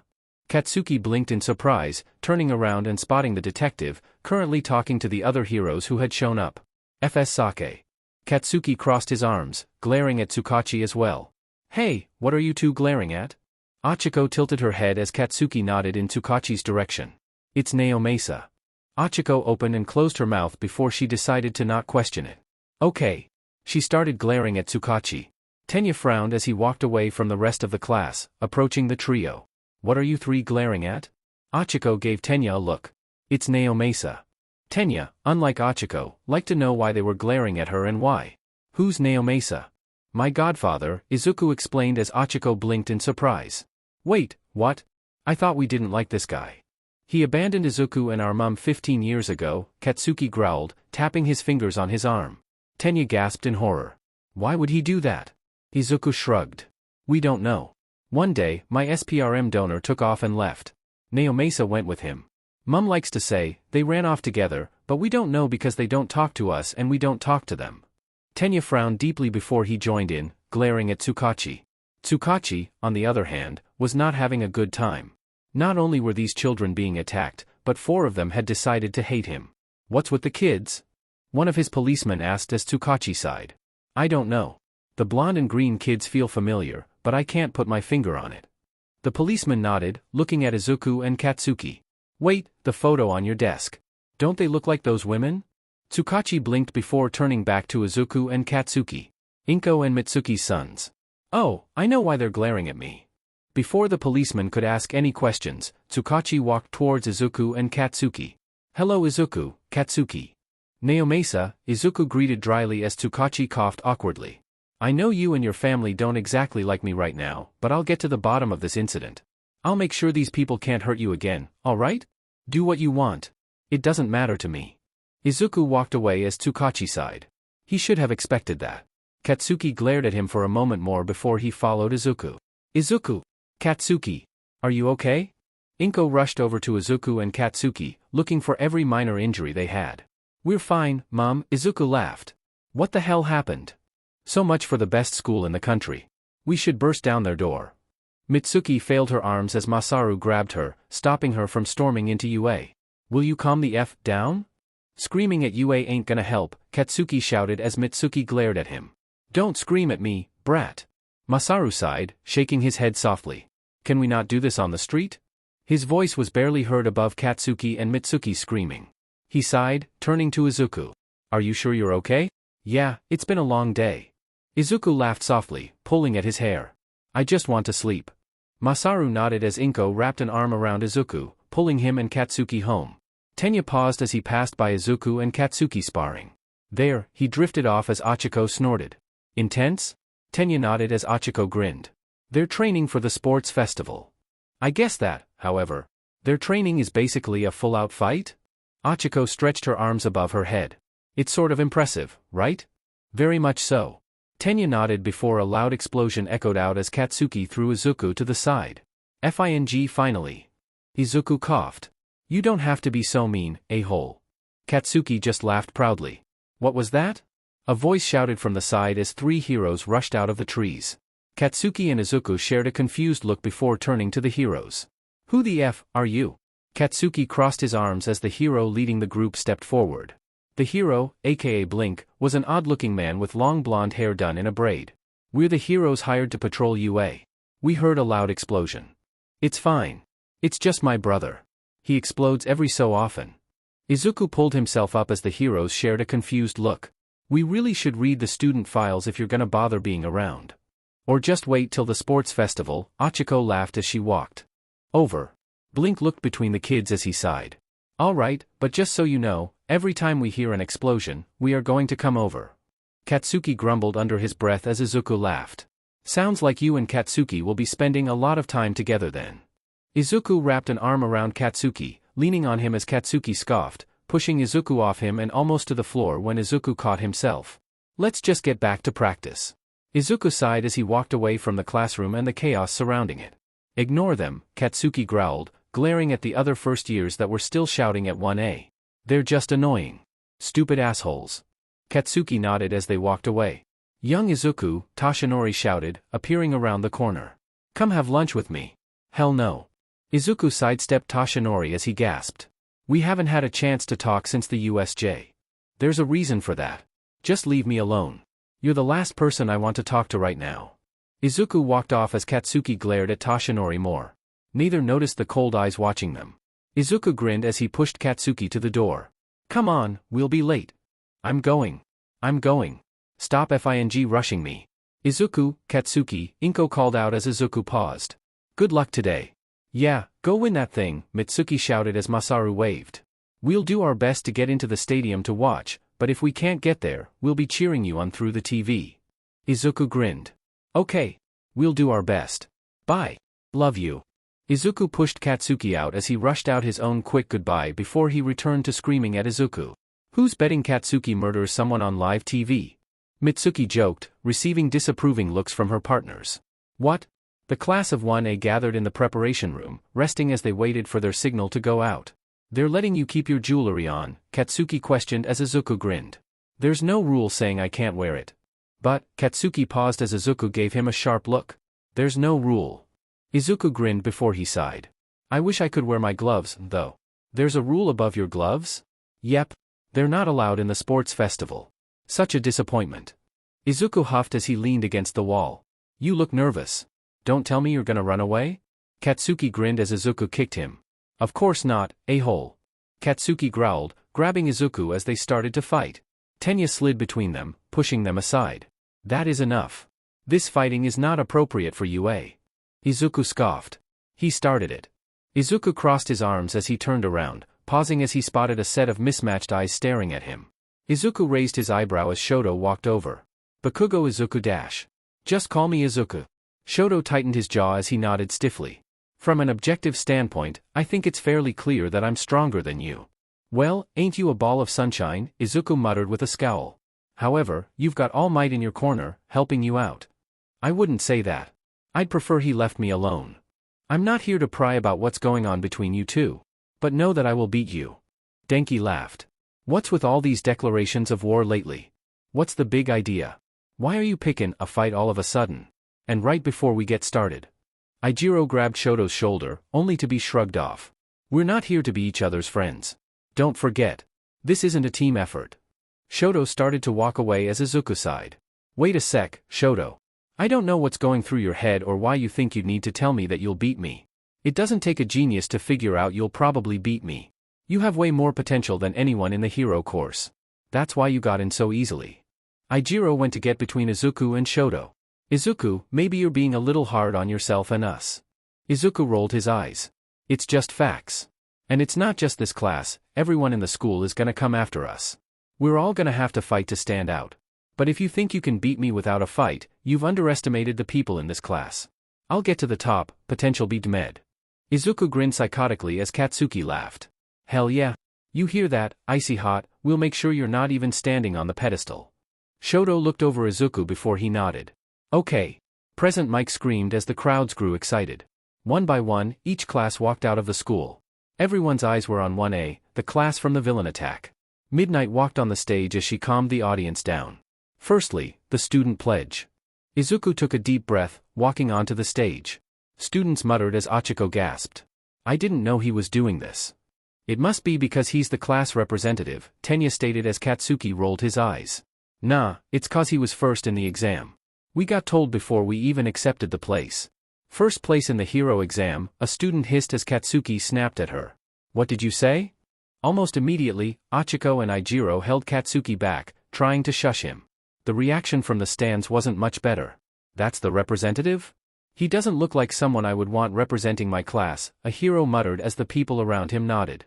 None of it bothered Izuku. He walked up to the mic, a grin on his face. We're all here to do our best and compete to the highest of our abilities, so if you're not, get the hell out of my way. I'm gonna claim first place. Izuku grinned psychotically, glaring at the general study kids who had been complaining. Oh, of course he'd say something like that, Achiko muttered as Izuku walked back into the crowd. Izuku! That wasn't an appropriate student pledge, Tenya shouted as Izuku rolled his eyes. Like I care. The student pledge is stupid anyway.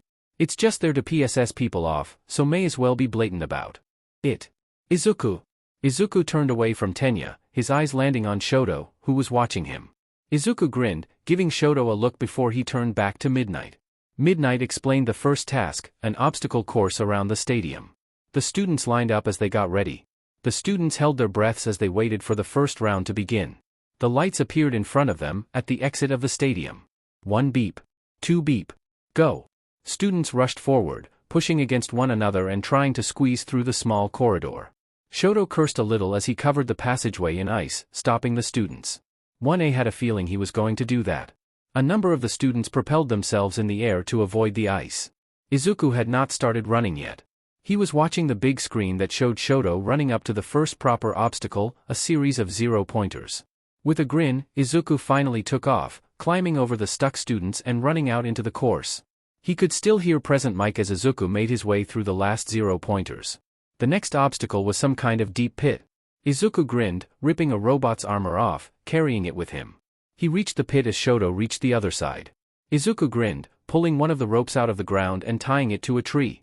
Don't break on me. Izuku slid the armor on the other side of the rope before sliding down it like a zipline. It was the longest rope, got you halfway, so everyone was avoiding it. Izuku held out his legs, hitting against the middle pillar and pulling himself up. He couldn't do the same for the second rope, but Izuku slid the armor on his back and started climbing over. Izuku didn't mind climbing on ropes, in fact, he found it easy. Katsuki would disagree, but Izuku liked climbing across ropes woven together like spider webs. Sadly, this rope was less fun but no less easy to crawl across. Izuku got up as he heard present mic announcing the final obstacle, a minefield. Izuku smirked at that. He had an idea. Izuku charged forward, arriving and spotting both Katsuki and Shoto only a quarter of the way through the field. Izuku took out the robot armor, digging into the mud and pulling the mines out. Other students gave Izuku an odd look, but Izuku didn't care. When the bombs were piled up, Izuku took a deep breath. It's just like waking Katsuki up. And then he jumped. The giant pink explosion shook the ground as present mic screamed. What was that? Izuku fell through the air as Shoto and Katsuki stared in horror before they started running, leaving easy paths for other students to follow. As the boys started getting in front of Izuku, he held out his hand, pulling at their feet as the boy fell. Izuku landed on the boy as they tripped, hitting the ground with the armor once more. Izuku was thrown forward as Katsuki and Shoto were thrown back. Izuku landed past the minefield as he charged. He could hear Shoto and Katsuki getting closer, but it didn't matter. Izuku gasped as he ran past the finish line, breathing heavily. The crowds cheered. Shoto slid past the finish line in frustration, followed a second later by Katsuki, who was screaming angrily. Did you really have to blow me up? Izuku laughed. What? So you can blow me up, no problem, but when I do it, suddenly we have a problem. Izuku grinned as Katsuki continued to scream. Izuku! Katsuki! The two brothers turned, smiling as they spotted Mitsuki shouting at them. You did amazing, Inko shouted as Masaru nodded. Mitsuki grinned proudly. You kicked their butts. You think they know that was only one round? Izuku tilted his head as Katsuki huffed softly. Leave them be. They're happy for us. Katsuki paused. Good job. He ruffled Izuku's hair as Izuku let out a startled sound. But still, blowing me up was unnecessary. Katsuki grabbed Izuku's head as he let out pained sounds. I know. F off, Katsuki. Izuku slid away from Katsuki. And good job, even if it was only third. Izuku ran off before Katsuki could start shouting at him again. The last of the students piled in as Midnight explained the second round. The top 42 students were allowed to continue into the second round. The 42 students will divide amongst themselves into teams of 3 students will hold the last one up, who will wear a headband, dictating the number of points the team has. Students will have to grab other students' headbands and keep hold of them until the end of the match. The student on top cannot touch the floor, and students can't purposefully knock over other teams. The last detail Midnight shared was that students will get different points based on their rankings in the first round. Last place got 5 points, with each place increasing by 5 until it reached the top. Izuku was the only one who didn't follow this scoring system, instead, he was worth 1 million. Holy shit. Izuku felt the air around him shift. People went from excitement to hostility faster than Izuku could think. The students were given 30 minutes to choose their teams and devise a strategy. Katsuki looked at Izuku before he scoffed. Good luck getting a team. Should have let me take first place. Izuku glared at Katsuki but sighed. Even if neither had the million, they wouldn't work on the same team. Where's the competition in that? Right, so who to choose? Izuku frowned, closing his eyes when he heard a voice. Izuku! Let's team up, Achiko cheered as Izuku grinned. Oh hell yeah. Izuku grinned darkly as Achiko almost regretted that. Come on, I've got a plan. Izuku pulled Achiko towards Tenya. Tenya! Team up with us. Achiko nodded excitedly as Tenya sighed. I'm sorry, but I must refuse your offer. Achiko frowned. What? Why? Ever since the first day, no, ever since the entrance exam, I've been following behind you. You are so strong, and you don't hesitate or falter. I need to forge my own path. Tenya walked away as Izuku frowned. You alright, Izuku? Achiko glanced at Izuku as he sighed. Yeah. He just seems a bit off. Hope he's okay at least. Come on, let's figure out someone else. Izuku turned around before he froze. An odd girl with pink hair was grinning at him. Hello, 1 million points. It's Izuku. The girl blinked, almost as if Izuku talked in a different language. Can I help you? I'm joining your team. You want to do that? Izuku gave the girl a look up and down. Why? Because everyone is gonna be looking at you, and then everyone will be looking at my babies. Izuku took in a deep breath. Alright, I've gotta ask. Are these babies alive? The girl grinned. Want to meet them? She did not wait for Izuku's response, grabbing a huge box of devices. Oh, you're talking about inventions. Izuku squatted down, peering into the box. Are you from the support course? Hatsum Mei. The best support hero student in this school. Izuku laughed as he grinned. Alright, Mei. I'm Izuku, the best hero student in this school. Show me what you got. Mei showed off her different devices when something caught Izuku's eyes. Oh, I like this. He pulled out the jetpack as Mei grinned more, ranting about the design and purpose. Izuku managed to hold off for about half a second before he joined in, talking back about the hero and their devices. Izuku stood up, stretching his arms above his head. Okay, I've got a plan. We just need one more person.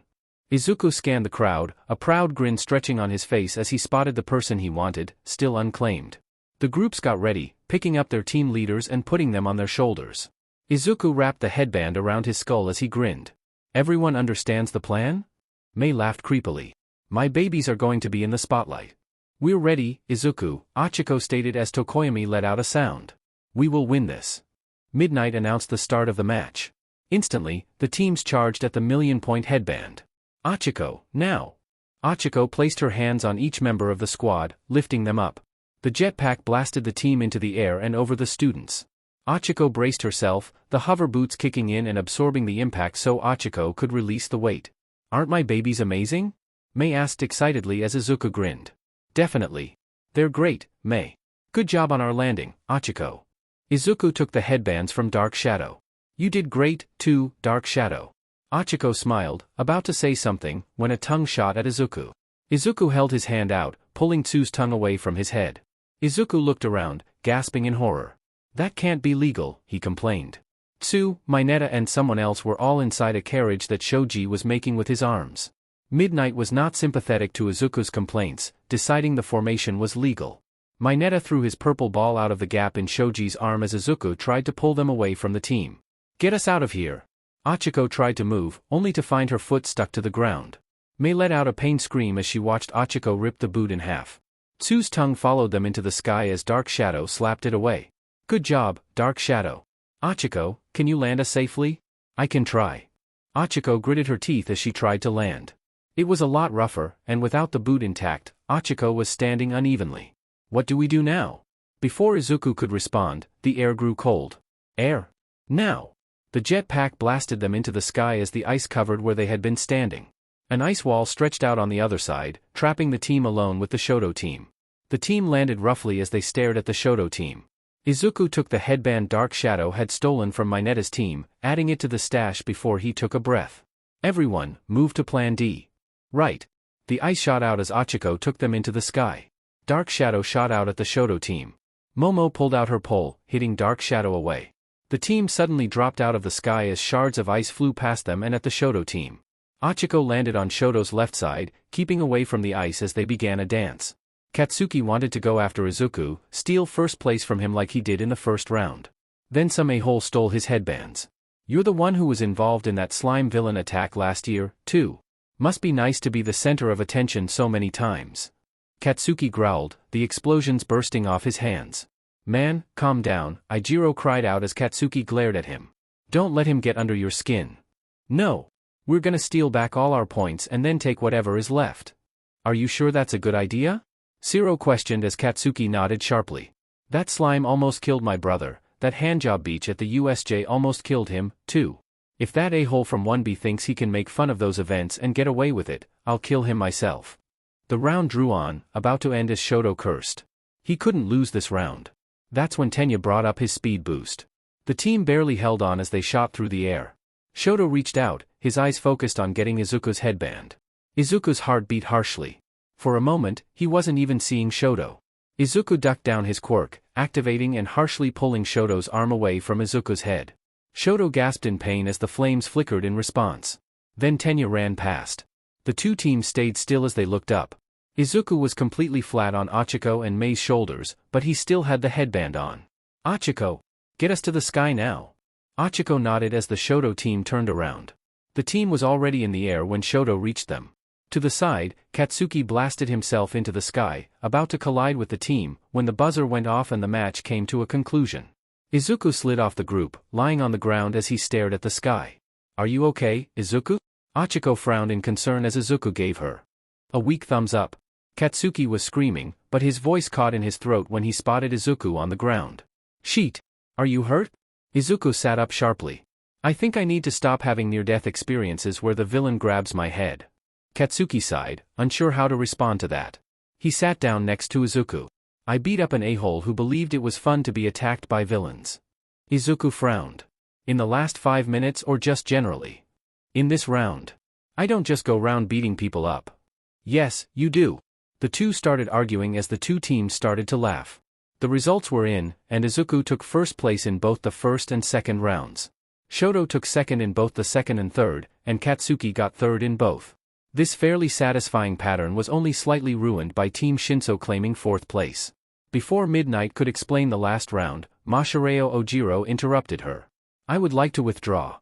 The students whispered in confusion while Izuku gave Masahiro an odd look. Masahiro explained it as he couldn't remember the second round and didn't want to take a place if he didn't really earn it. One of the 1B students said the same thing, and then they forfeited.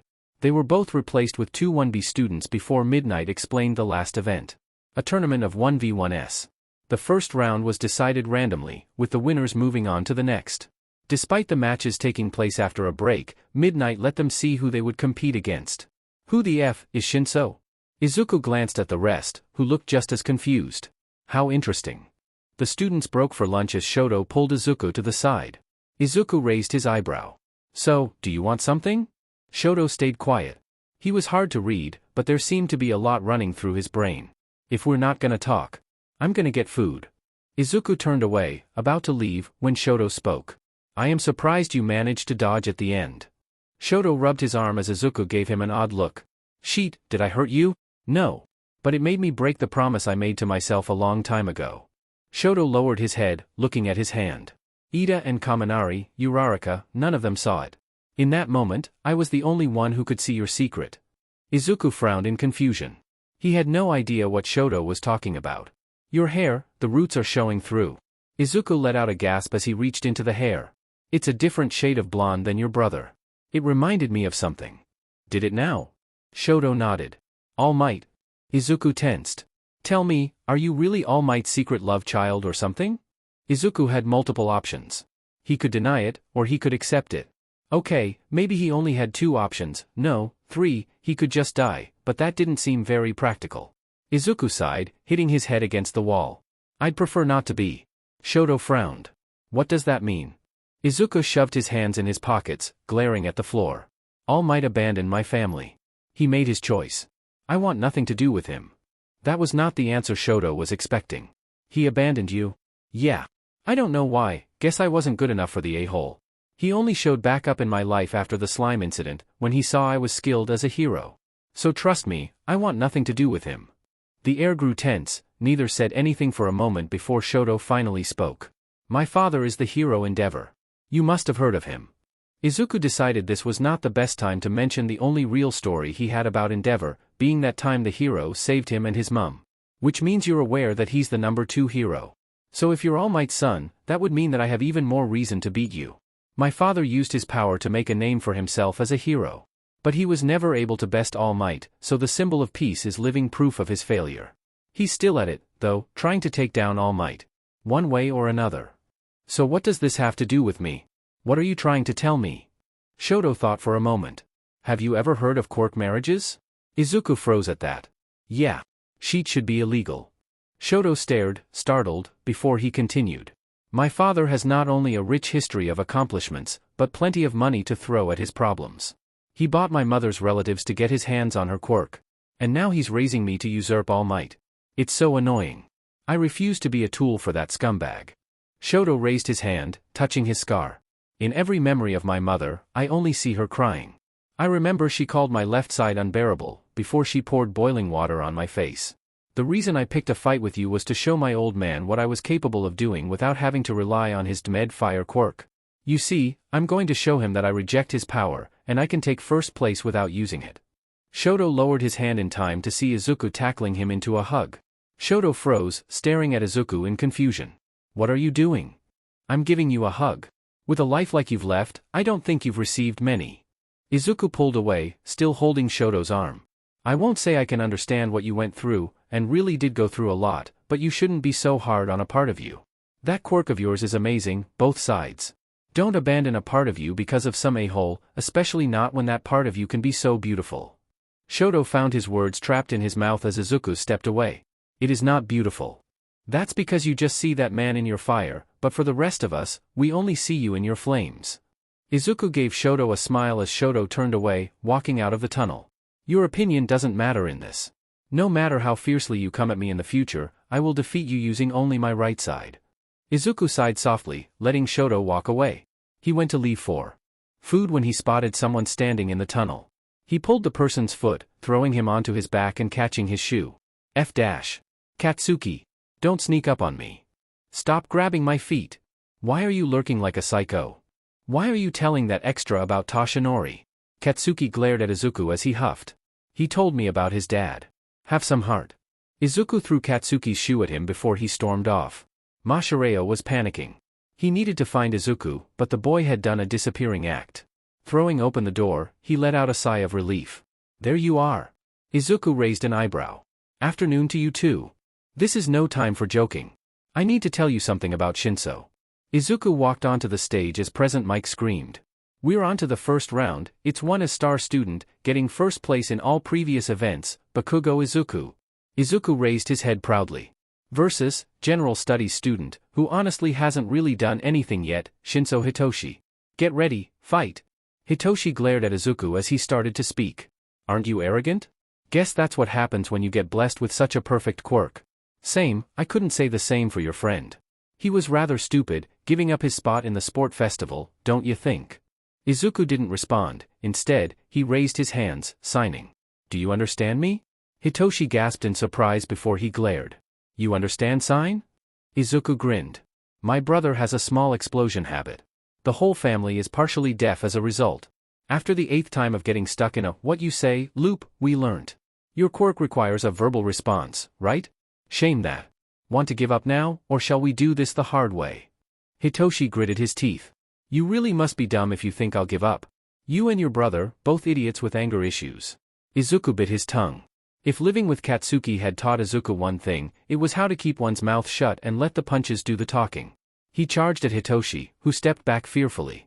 Izuku grabbed Hiroshi's shoe, pulling it into the air as Hitoshi hit the ground painfully. Before Hitoshi could react, Izuku grabbed his leg and pulled, dragging Hitoshi across the floor and throwing him out. Hitoshi stared in horror at the line as Izuku squatted down, finally speaking so everyone could hear. If I didn't have my own reason, I might have been kinder and let you use your quirk, but I did mean what I said. I'm gonna win. Midnight announced the win as Hitoshi scrambled to his feet. It's fine for you. You've got a heroic quirk. No one labels you as a villain. The frustration bit into Hitoshi's voice as Izuku glanced at him. You think my quirk is what people think of for a hero? I worked for my place, don't get mad because you never bothered to pick up a weight and do things the hard way. Quirks mean nothing in a proper fight, stop relying on yours alone. Then maybe you'll have a place in the hero course. Izuku walked away as Hitoshi hung his head. He got to the edge when he spotted his classmates cheering him on. The matches moved on without much interest for Izuku. One of the 1B students fought Denki and made her Izuku's next fight. After that, it was Katsuki and Achiko's match, which was explosive. Izuku had offered Achiko a plan, but she wanted to use her own, which apparently took the form of a meteor shower. Katsuki still came out on top, though. Then it was Tenya and Mei, which can only be described one way, long. The whole stadium had fallen asleep by the time Mei was done. Yuga Aoyama and Mina Ashido's match was fast, with Mina winning it with a sharp uppercut, before Fumikage Tokoyami dominated his match against Momo. Which all led up to the long and tedious battle of Ijiro and what looked like his mirror, Tetsu. Izuku grew bored, walking off.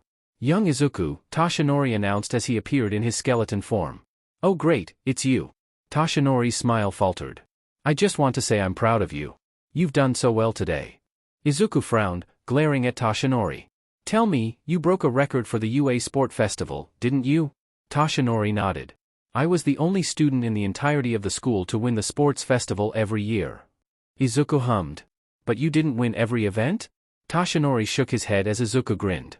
I told you, I'm gonna break every record you ever set. This is my first. I'm gonna be the student who not only wins the sport festival every year but every event within the festival on top of that. Izuku walked off as Toshinori chuckled. Wouldn't that be something? Izuku. Mitsuki grinned as she grabbed Izuku, pulling him into a hug.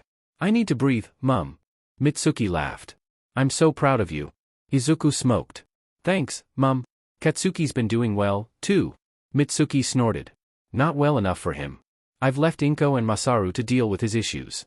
Oh, is the inferiority complex showing up again? Don't say that. It's insensitive. But yes. Mitsuki and Izuku laughed, walking back into the stadium when a large wall of ice appeared before them. Holy hell! What the fing sheet is this? Izuku ran around the edge of the ice, seeing the stadium below. Shoto, he muttered in disbelief as Midnight announced the win. Shoto didn't seem happy about his victory, slowly melting Hantashiro out of the ice. I'm sorry, I was angry. Shoto hung his head in shame as Izuku frowned. He wanted to give Shoto another hug. Who's that? Mitsuki leaned against the railing as Izuku sighed. Shoto. Endeavor's son. Mitsuki whistled. Poor kid. Powerful though. That doesn't give Endeavor the right to take his childhood. Mitsuki gave Izuku a look before she sighed. Something tells me you're about to do something dumb about it. Izuku grinned. You know me so well. Ijiro walked away from the field, proud of his victory and with a new friendship sealed.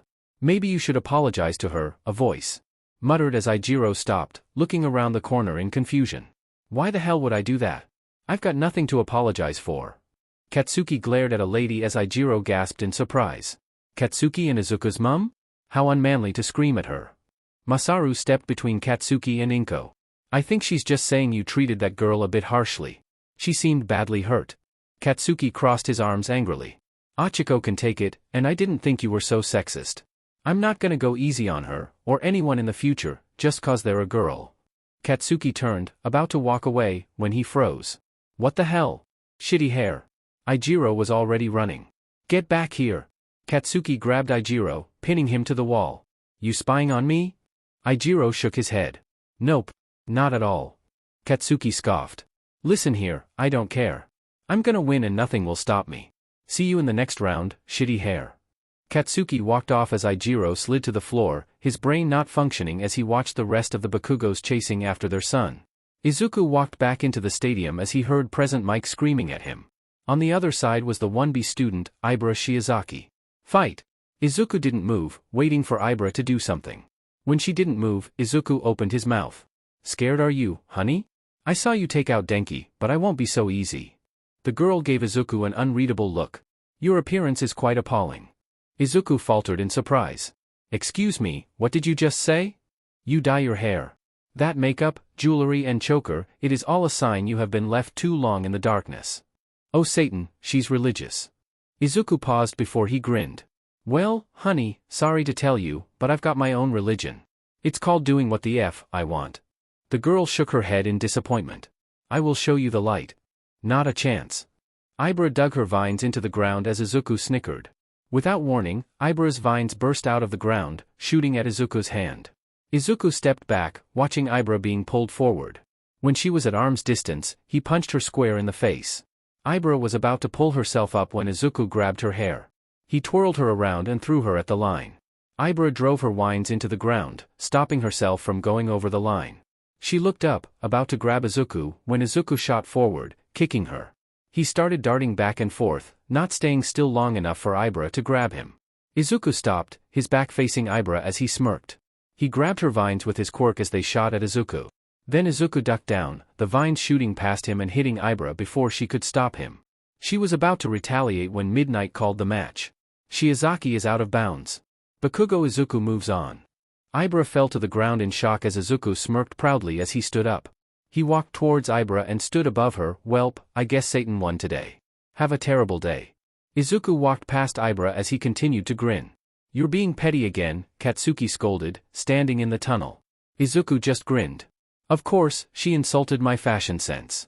What fashion sense? Izuku kicked Katsuki's ankle. It's better than yours. Katsuki was about to scream when Izuku chuckled. You'd better not fail your next match. I'll be disappointed if I'm not the one to kick you out of this tournament. Katsuki laughed sharply. You wish. I'm gonna beat you and win this thing. Don't forget I've beaten you more than you've beaten me. Izuku giggled. Oh, Katsuki, why would I go all out in a spar? This match is going to be our first time going all out against each other. I wouldn't want it any other way. Good. So you'd better get there. Katsuki nodded as Present Mike announced the stadium had been fixed. Beat that rock to hell and back. I'll be waiting for you in the semifinals. Katsuki laughed. You won't be waiting long. Katsuki walked up as Ijiro gulped before forcing a smile on his face. Fight! Izuku grinned as he leaned against the railing. Congratulations, Izuku, Achiko cheered despite the red around her eyes. Thanks, Achiko. You did well, too. Izuku gave Achiko a smile as hers faltered. Thanks, but Katsuki was a lot stronger than I thought. Next year I won't lose. Izuku grinned at that. Sounds like a declaration. I'm sure he'll look forward to your next attempt, just be careful, or he'll start counting the wins. He wouldn't. He would. He started counting when we were 4. It was really annoying when I couldn't beat him, but I'm finally catching up. Izuku grinned as Achiko laughed. I'm serious, though, you did well. You should be proud of yourself, and if you want, you can train with us any time. Achiko nodded. Thank you. An explosion echoed around the stadium as Ijiro finally fell down. Looks like you and Katsuki will be facing off. Izuku laughed as he grinned psychotically. Can't wait. I've got a plan. Achiko hummed. I don't want to know. The stadium was rebuilt as Fumikage and Mina walked out. Mina barely stood a chance, her acid having no effect on the living shadow who easily threw her out. Guess we could have predicted that, Izuku huffed as Achiko shook her head. I hope she doesn't take it too hard. Izuku hummed. Want to go check on her? Achiko shook her head. She'll come up here when she's ready. Shouldn't you be getting ready for the semis? Izuku chuckled. I'm ready to go. Just need to be called. Besides, I don't want to miss this. Shoto walked out, Tenya on the other side of the field. The second the fight began, Tenya burst forward. He grabbed Shoto by his waist as Shoto shook his head, lowering his hand. You forgot because I mostly use long-distance attacks, I can also use short-range attacks. Ice covered over Tenya's engines, stopping him from moving. Oh no, Achiko mourned as Shoto covered Tenya in ice, stopping him from moving at all. Midnight called the match. Izuku spotted Tenya as he walked towards his match. Hey, you alright? Tenya was about to answer when his phone started to ring. Sorry, it's my mum. Don't worry about it. You did well. Be proud of yourself. Izuku gave Tenya a light punch on his shoulder as Tenya rushed off. Izuku walked towards the stadium as Present Mike screamed excitedly. It's the match we've been waiting for, two brothers about to go head-to-head, it's Bakugo Izuku and Bakugo Katsuki from the hero course. Izuku smirked as he looked at Katsuki. No holding back. Hell yeah. Begin. Immediately, Katsuki shot forward, aiming at Izuku's head as Izuku ducked down into a bridge before he kicked Katsuki straight in the stomach. Izuku hopped onto his feet as Katsuki balanced himself. Katsuki stormed at Izuku again as Izuku reached out with his quirk, grabbing Katsuki's head and pulling it forward faster as Katsuki let out a startled sound. Before Izuku could hit him, Katsuki exploded in front of Izuku. Izuku hopped back as Katsuki continued to charge. Izuku pulled at him again before rolling to the side. The two started their normal dance. Katsuki growled in annoyance. His explosions weren't hitting as hard as normal. Maybe it was due to his previous matches, but he wasn't normally this affected. While distracted, Katsuki missed Izuku's lull and got punched right in the nose. Come on, Kaken. Pay attention, Izuku laughed as Katsuki growled. Come on, Izuken. I thought you said you were going all out, but these are the same tricks you've always used. Katsuki blasted himself in the air before he blasted himself straight at Izuku. Izuku ducked down in a limbo as Katsuki noticed Izuku's quirk pulling at his skin. Katsuki landed unevenly as Izuku grinned. I think it's time. Bring it. Katsuki charged forward as Izuku held his hands in front of him. As Katsuki reached Izuku, he ducked down. Katsuki expected Izuku to throw a rock at him. He went to explode whatever missile Izuku had grabbed, only realizing too late that Izuku wasn't throwing a rock at him, Izuku was throwing a liquid, Katsuki's own sweat. Katsuki couldn't stop himself as the explosion blasted out of his hand. It caught the rest of the sweat in a large, uncontrollable explosion that threw Katsuki in the air. He crashed through the air as the members of 1A abandoned their seats. Eijiro jumped up, hardening his skin as he jumped up, catching Katsuki as they crashed into the chairs, and everyone that was in the way. Eijiro blinked, looking at Katsuki, who was slumped in his arms. Katsuki's shirt was burnt beyond recognition, and his skin was charred. Eijiro looked away. You okay, bro? Katsuki just let out a strained groan. I'm gonna kill him. Katsuki is out of bounds. Izuku advances to the final. Izuku let out a proud scream, beaming as he rushed off. Shoto looked at Fumikage as the match began. Dark Shadow charged at Shoto while Shoto created a large wall of ice. Fumikage jumped to the side, Dark Shadow returned to his side, and hit the ice. Shoto sent the ice, forward Dark Shadow further and further back. Fumikage couldn't figure out a way out as he was pushed closer and closer to the line. Tokoyami is out of bounds. Todoroki advances to the finals. After a short break, the third-place match began. Katsuki walked out as Fumikage joined him. Katsuki was still set at Izuku's earlier trick, which he definitely didn't take out on Fumikage. Katsuki was probably Fumicage's worst match. The explosions kept Dark Shadow away, and without the living shadow, Fumikage soon surrendered. Katsuki stepped away as he sighed. This was an unfortunate matchup for you. Fumikage stood up, solemnly walking off the stage. Izuku walked along the corridor, freezing as Endeavor walked out in front of him. Oh hell no. Izuku turned away, not wanting to deal with that man at all. Wait, I want to talk to you, Endeavor called out as Izuku got into a defensive stance. Well, I don't want to talk to you. Endeavor did not seem to care. I know who you are. Izuku raised his eyebrow as Endeavor glared at him. You are All Might's son. Izuku glared at Endeavor. Why would you say that? I remember you. You've dyed your hair to match your mother. Well, I don't like my father, much like your own kids. Endeavor growled at that. I had Shoto in order to defeat All Might. As All Might's kid, defeating you will be his first step. You'll do well to put up a fight so Shoto can learn from his win. Endeavor started walking away as Izuku scoffed. I am not my father, and Shoto is not you. If I win, it won't be All Might's victory, and if Shoto wins, it won't be yours. Pretending it's any different is just sad. Izuku walked away as Endeavor blinked in surprise. Why did he call Shoto by his first name? Don't tell me. Endeavor gasped in horror before he growled, glaring at the retreating form. The crowd hummed with anticipation as Izuku and Shoto walked onto the stage.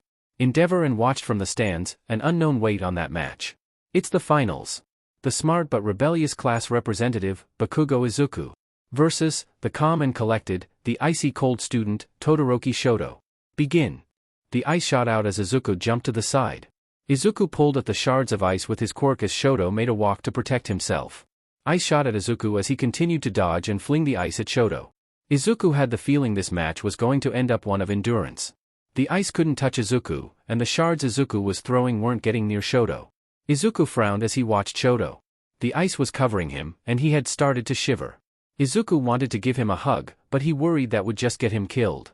He still wanted to hug the boy, though. What are you doing? Why are you doing this? Izuku gritted his teeth. Stop holding back. I don't want to win just because you're too scared shitless to use half your power. Stop treating this like an easy win. And start taking this seriously. You haven't even touched me. Shoto gritted his teeth, sending another line of ice at Izuku as he dodged.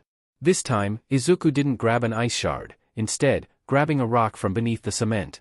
It burst through the floor and spun at Shoto. It sliced through the side of Shoto's face as Izuku grinned. First blood is mine. What are you gonna do about it, Shoto? Come on, use that power of yours. Shoto didn't do anything as Izuku huffed. Don't think about that, man. Eyes on me. I'm your opponent. I'm the one in this fight. Now use that quirk of yours. Use your power. It's your quirk, not his. Finally, Izuku got a reaction out of Shoto. The first burst out of his side, towering over him as Izuku laughed nervously. This is gonna hurt. Midnight and Cementos quickly got into action, trying to stop Shoto from killing Izuku. Izuku, on the other hand, was calculating. The rock spun before the earth as the ice and fire came closer. A single rock burst through the ground, which made little dent in stopping Shoto. A second rock burst out of the ground. The stadium exploded, the ice and fire creating a thick cloud of smoke. Sheet, you got eyes on them? Midnight looked at Cementos, who shook his head.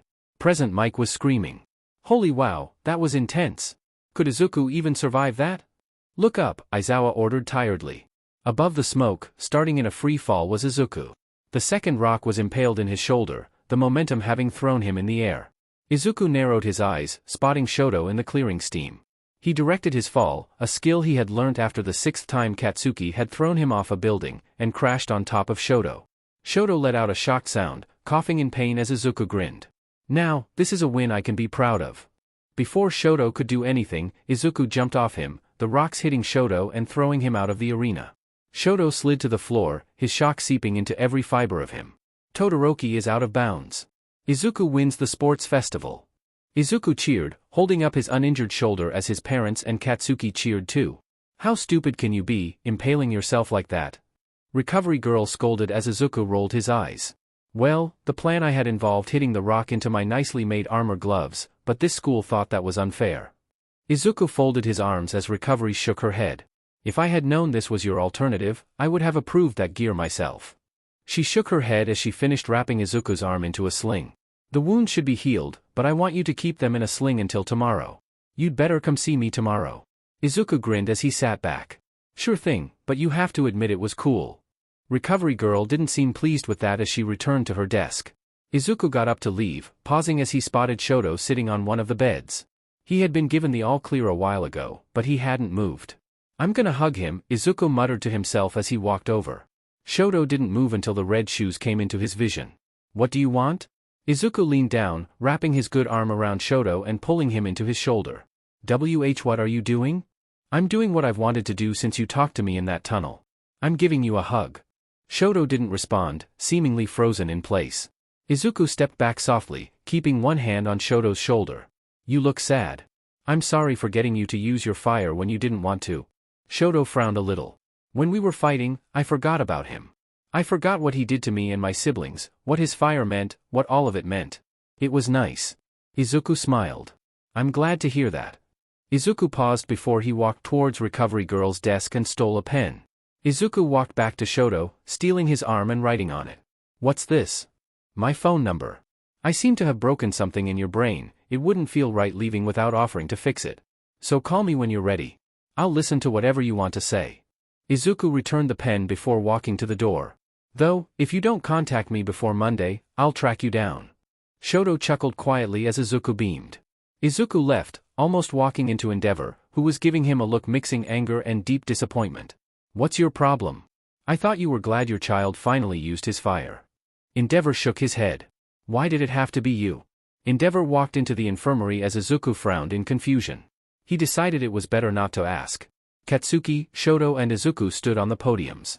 Izuku thought Midnight was going to hang out the medals, but Toshinori appeared before him. Izuku hissed as Toshinori gave him a grin. He approached Katsuki first, pulling the medal over him. You did well. You should be proud of your use of your quirk, physical power and strategic skill. Good job, young Katsuki. Toshinori pulled Katsuki into a hug. Katsuki did a great job at not glaring at the man for the first time in nearly a year and a half. Young Todoroki, you were more than impressive, and you earned your place. Though I believe there is something else going on, you should be proud of what you did today. Toshinori pulled the medal onto Shoto's neck before giving him his second hug of the day. Then Toshinori turned to Izuku. Izuku glared at Toshinori as he grabbed the golden medal. Young Izuku, your skills today far surpass all expectations. Your quick thinking and developed skills put you a level above the rest, though you should try to be less self-harming in the future. Toshinori leaned in, pulling Izuku into a hug before whispering to him. I'm proud of you. Izuku growled, pulling away from Toshinori. Don't touch me, a-hole. Toshinori didn't falter, still grinning at Izuku. Good job, Izuku. Izuku hissed, hitting Toshinori away. Midnight and Toshinori decided to ignore Izuku's anger as they closed up the ceremony. Izuku, Katsuki, Inko cheered, running towards the boys and pulling them into a tight hug. I'm so proud of you. You kicked butt, Mitsuki laughed, pulling Katsuki into a side hug as Katsuki tried to get out of the hug. Let me go. We're proud of you boys, Masaru stated softly as Izuku and Katsuki grinned. You should be, we rocked, Katsuki laughed loudly as Izuku smirked. Careful, you guys, or you'll inflate his superiority complex even more. Katsuki snapped, turning around to Izuku. What did you just say? Katsuki went to grab Izuku as Izuku slipped away. You can't hurt me, I'm injured, Izuku laughed. Wouldn't be a fair fight. Katsuki let out an annoyed sound as Mitsuki rolled her eyes, grabbing him and pulling him off. Come on, stop screaming, we've got to celebrate. The family let out a small cheer as they started to walk off. Izuku paused when he felt his phone vibrate. He checked it before he grinned.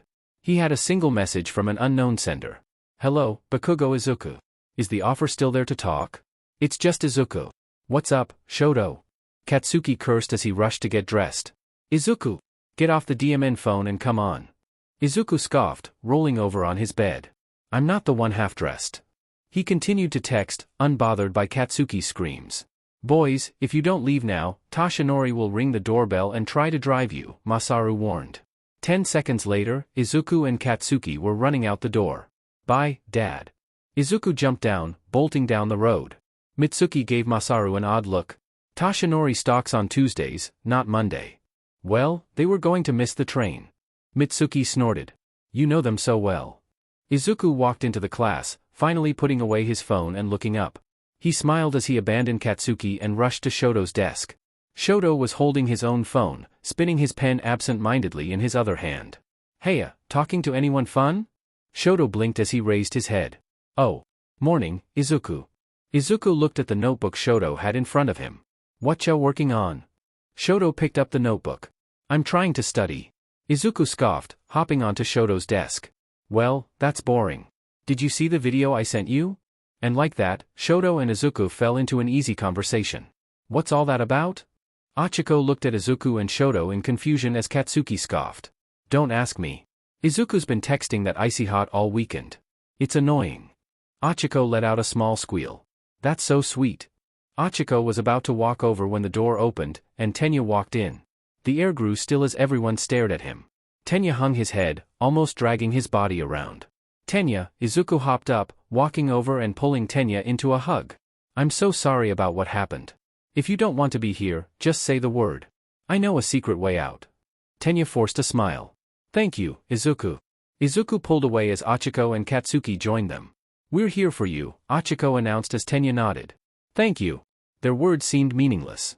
Midnight stood at the front of the classroom as Aizawa sank into his sleeping bag. All right, who's got a name? The classroom went quiet, no one wanted to go first. After a moment, Tsu stood up, presenting her name. Froppy, the rainy day hero.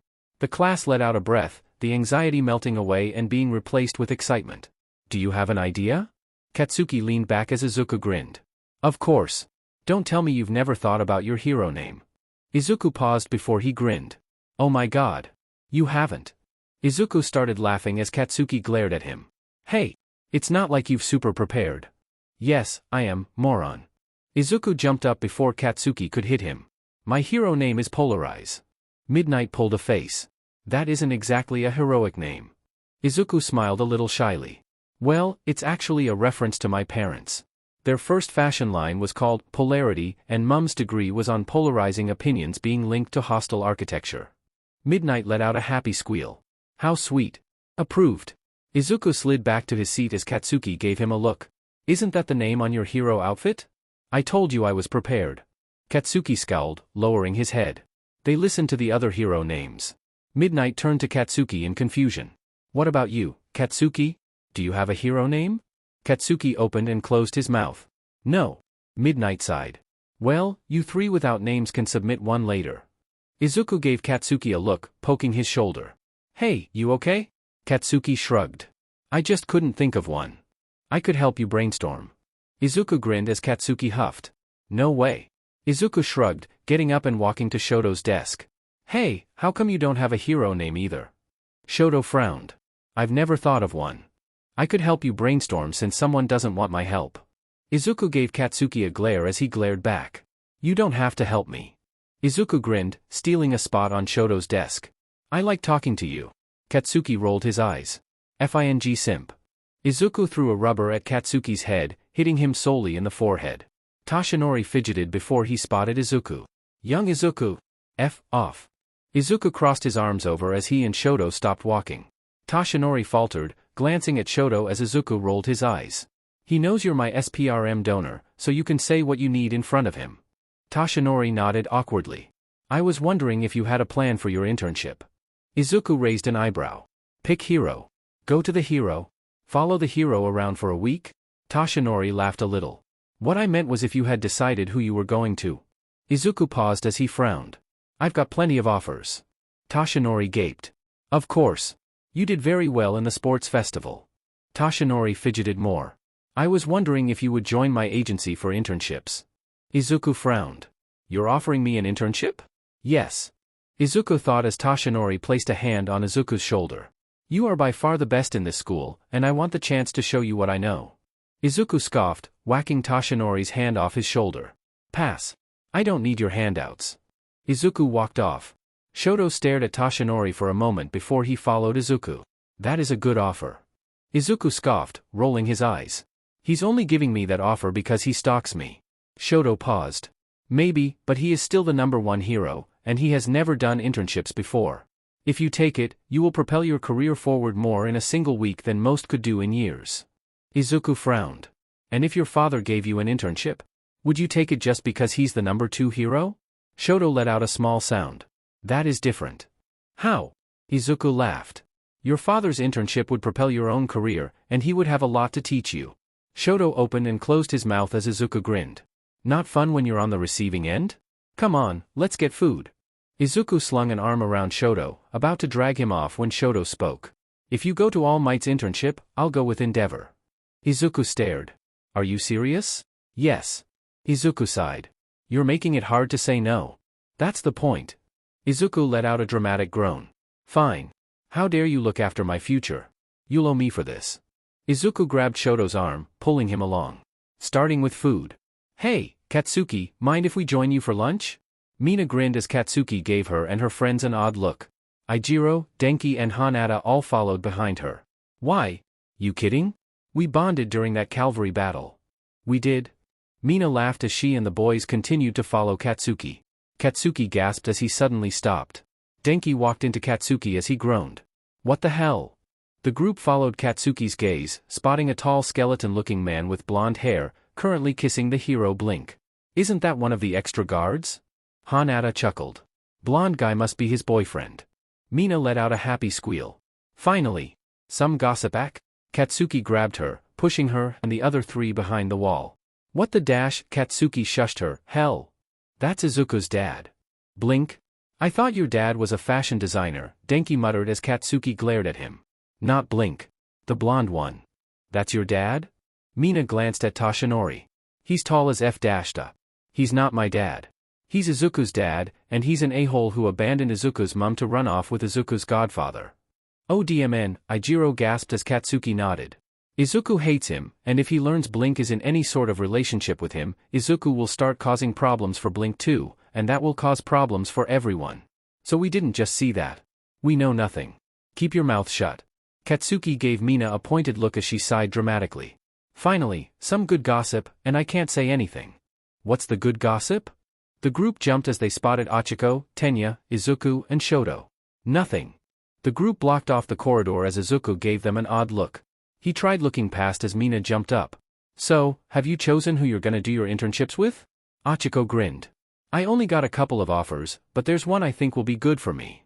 Shoto and I have decided, Izuku announced, and because it's pissing me off, I was going to work off some steam, but the free gym is that way. Izuku pointed past the group as he tried to sneak past, and Katsuki went to stop him. Izuku froze as he spotted what Katsuki was hiding from him. What the hell? The two men jumped at the shout, separating as Izuku glared at Toshinori. What is wrong with you? Izuku snapped around, running off as Toshinori reached out. Izuku! But he was gone. Toshinori gave Katsuki a look as he just shook his head and charged after his brother. Katsuki found Izuku at the gym. You know, that was an extremely long way round to get here? He took deep breaths, leaning against the wall as Izuku punched the punching bag. Izuku? Are you okay? Why wouldn't I be? He's an adult, he can do what he wants. It's not like he's cheating on my mother this time. Katsuki decides to not point out that they had no evidence that Toshinori ever cheated on Inko. You get to be upset? Why? It's not like I like the guy. You liked Blink. Izuku didn't respond. You enjoyed talking to him when he kept interrupting our sparring and the advice he gave. Izuku punched the bag. So what? It's not like he's the first person my dad has slept with that I liked. For example, my FING godfather. Katsuki sighed as he stood up. Izuku. It's okay. Izuku shook his head. No, it's FING not. He didn't bother warning me, he probably wouldn't have told me. And now, I'm spending a week with him, with no buffer, and I think I might actually kill him. Katsuki blinked. You're doing your internship with him. Yep. Shoto's fault. We made a deal. I go with my father. He goes with his. I'm surprised you agreed to that. Izuku shrugged. Shoto made good points, but now, I may end up killing the number one hero. Katsuki walked over, grabbing Izuku's fist and spinning him into a hug. What are you doing? Hugging you. Obviously. You look like you need it. Izuku huffed, hugging Katsuki back. You always hate hugs. Yeah, but I'm not the one who's upset. Izuku took a deep breath before he heard an excited squeal from the door. Mina grinned widely as she hovered with the others. You two are so sweet. Katsuki pulled away as he rolled his eyes. You followed us. Obviously. I'm gonna see how this plays out. Mina smirked as Achiko walked to Izuku's side. You okay? You seemed really upset. Izuku laughed. Yeah, you remember how I told you my dad ran off with my godfather? Yeah. Well, the one who looks like a drag addict on his last legs is my father. Oh shit. Achiko paused. He's really tall. Mina gasped. That's what I said. The group started relaxing as the conversation swiftly moved on. Shoto gently walked to Izuku's, whispering to him. Should I be worried that your father looks like he's about to drop dead when I know who he is? Izuku smiled. He's fine, for now. I might kill him, though. I'll help you hide the body. Izuku grinned. Shoto's got jokes. Who knew? So, should I know why my student looked personally insulted by our relationship? Please don't tell me he's homophobic.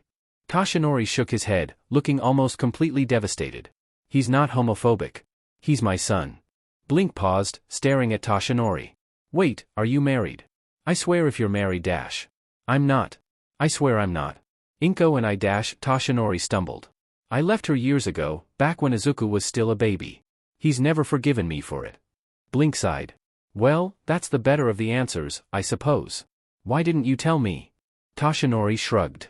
Izuku hasn't spoken to me in nearly a year and a half, and that small conversation was just to tell me he plans on wiping my name from the history books. Before that, he didn't talk to me for 13 years. And his mum? Haven't spoken a word to her. I go to her house once a week to see if I can, but her husband doesn't let me see her. Blink narrowed his eyes. That sounds a lot like stalking. Toshinori opened and closed his mouth. Yeah, it does. Toshinori sighed. I don't blame them for hating me, but I want to be in their lives. This feels like it's gonna set us back. He doesn't like you having partners. Toshinori shrugged. He believes I left Inko because I'm gay. I didn't, but it's what he believes, so seeing me with men reopens that wound. I thought you were bisexual. Toshinori chuckled. I am, but I've yet to have a sit-down conversation about small things like his day or favorite subjects. We haven't gone into detail about my SXL preferences. Blink laughed. I suppose not. Are you gonna chase after him? I'll let Katsuki calm him down. I'll try to talk to him tomorrow, but I don't think he'll listen to me. He will. You're more charming than you think. Toshinori smiled as he kissed Blink before sighing. We should probably stop doing this at school. When Aizawa and Yamada stop, I will. Izuku stepped away from Aizawa as he finished, grabbing Achiko as they walked towards Tenya. Hey, stay in touch during the internship. Tenya turned as he nodded stiffly. I will. We're here for you, Achiko announced as Tenya hummed. Thank you. Tenya turned around and walked off. I'm worried about him, Izuku muttered as Achiko nodded. Did you hear who he's doing an internship with? Izuku shook his head. Wouldn't tell me, but I hope whoever it is can handle Tenya. Izuku! Stop stalling, you're gonna miss your train, Katsuki shouted at him as Izuku jumped. Right, I'm going. Izuku shook his head. Take care, Achiko. Yeah. Have fun. Izuku held his phone as he waited for Toshinori. Shoto was with his father and complaining already. Sorry for making you wait, Toshinori shouted as he slid out of the building. Whatever. It's not like I'm the one with a time limit. So what is the plan? It's not like we can do full days with your condition. Toshinori smiled. The rest of the time can be spent training and doing administrative work. Great, you brought me here to do your paperwork. Toshinori started the patrol. People gathered around the second they saw Toshinori. Oh wow, it's All Might. Who's that with him? That's the guy who was first in UA's first-year sports festival. All Might must have taken him in. Maybe he's being selected as All Might's successor. Izuku wanted to hide. They're talking about us. Toshinori laughed. The public is always interested in the lives of heroes. Don't worry about it. Izuku huffed as he dragged his feet behind him. Then there was a loud explosion. Toshinori jumped forward to tackle the villain, glancing back. Polarise, do crowd control. Right. Izuku rushed forward, helping up a fallen lady. Try to stay back. Toshinori punched the villain as the wind almost blew the civilians over. Don't worry. I am here. Izuku glanced back as he gaped. He had stopped watching Toshinori's fights when he learnt they were related. He forgot how strong the guy was. Alright, see you next time. Think you can keep up, Polarise? Izuku cursed as Toshinori jumped away with the villain. Izuku summoned a rock from the ground, propelling himself after Toshinori. Izuku sighed as he collapsed on the sofa. Your agency is so bare. Is there any point to this place? No one works here. Izuku glanced around the kitchen as Toshinori pulled out a box of food for him. It used to be more lively. What changed? Toshinori paused as he sighed. I was hurt, pretty bad. Sir Knight, I left, and I fired my administration team to keep my secrets. Oh wow, USCK at work relationships just as much as personal ones. Toshinori jolted as he sighed, taking his own food. So, Izuku, your hero name Dash. It is based on my family history. Your parents' first fashion line, right? You remember that? Toshinori nodded. I was there with them. Izuku hummed. Guess that meant you hadn't abandoned us yet. Toshinori winces. Izuku, I didn't want to leave you. I want you to know that. And yet you did. Intentions don't matter when you leave without a word. Izuku got up, walking past Toshinori. I'm going to your gym. Call me for the next patrol. Shoto smiled as he texted Izuku. Shoto. We need to head out, so put away your phone. Shoto didn't listen. Shoto. Don't ignore me. Put away your phone. Texting is not more important than what I've got to teach you. That's homophobic, Shoto muttered before he froze. No one from the agency moved, the sidekicks giving Endeavor a fearful look. His sidekick for the day, Burnin, looked ready to get in between them if Endeavor did anything. You have a boyfriend? Shoto. What is he like? Is he strong? It's not like that. I swear. But yeah, he is strong. Shoto fidgeted a little. Is that so? What's his name? Burnin grinned as Shoto looked away. Stop looking at me like that. He's my friend. Sure. What's his name? Izuku, Bakugo. He's one of the Bakugo siblings. Shoto. Endeavor let out an angry scream. Why did it have to be that one?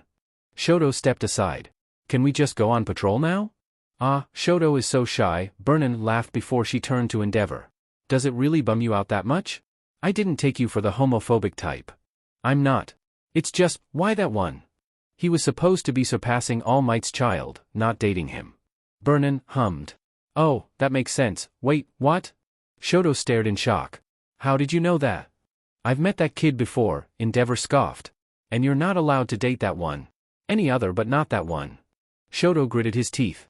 Well, you don't get to decide that, and that's not what is happening. Burnin stepped back as she frowned. Can we circle back to All Might having a child? Izuku collapsed on the bed as he pulled out his phone. Achiko and Katsuki were dead to the world, but he quickly received a message back from Shoto. How was your day with Endeavor? Fast. He barely stopped when we started patrol. How was All Might? Also fast. I swear my feet are gonna fall off. I really hope that doesn't happen. Izuku laughed. He watched Shoto type and delete a message, waiting patiently for Shoto's words. My father believes we're dating. Izuku coughed, sitting up sharply. What? How did he get that impression? I may have told him it was homophobic to tell me to stop messaging you. Izuku started laughing hard. Oh wow. You've been hanging around Mina too much. Izuku grinned. Imagine how angry our fathers would be if that were true. Kind of makes me want to do it just to PSS them off. Imagine how fun that would be. Izuku grinned as he thought about Toshinori's reaction. He doubted the man would care as much as Endeavor, but it was still a funny idea. Fake dating Shoto could be fun. On the other side of the phone line, Shoto froze, staring at the message as he blushed. Dating? Izuku? Before he could think anymore, a new message came through. I've gotta go. All Might's calling me. Shoto put his phone down. He stared at the ceiling as he thought over the possibility. He groaned, covering his face. Stupid father. Stupid Brunin. They've gotten into my head. Izuku frowned as he got on the train. So why exactly are we switching districts? Toshinori smiled brightly. My presence as a prefect lowers the crime rate. By moving around, I help reduce the overall crime rate in different areas. That way, we can improve the crime rate across the whole of Japan. Fing idealistic. Toshinori laughed. Maybe, but if you plan on surpassing me, then you need to think about this stuff. Izuku muttered something as he pulled out his phone. He thought about messaging Shoto, but remembered he was probably working. He then thought about Tenya, who was Fing ignoring him. They were passing Hosu when the train suddenly lurched. Toshinori grabbed Izuku, stopping him from collapsing as he turned. Nomu? What the hell? Polarize, stay here and help the people off the train.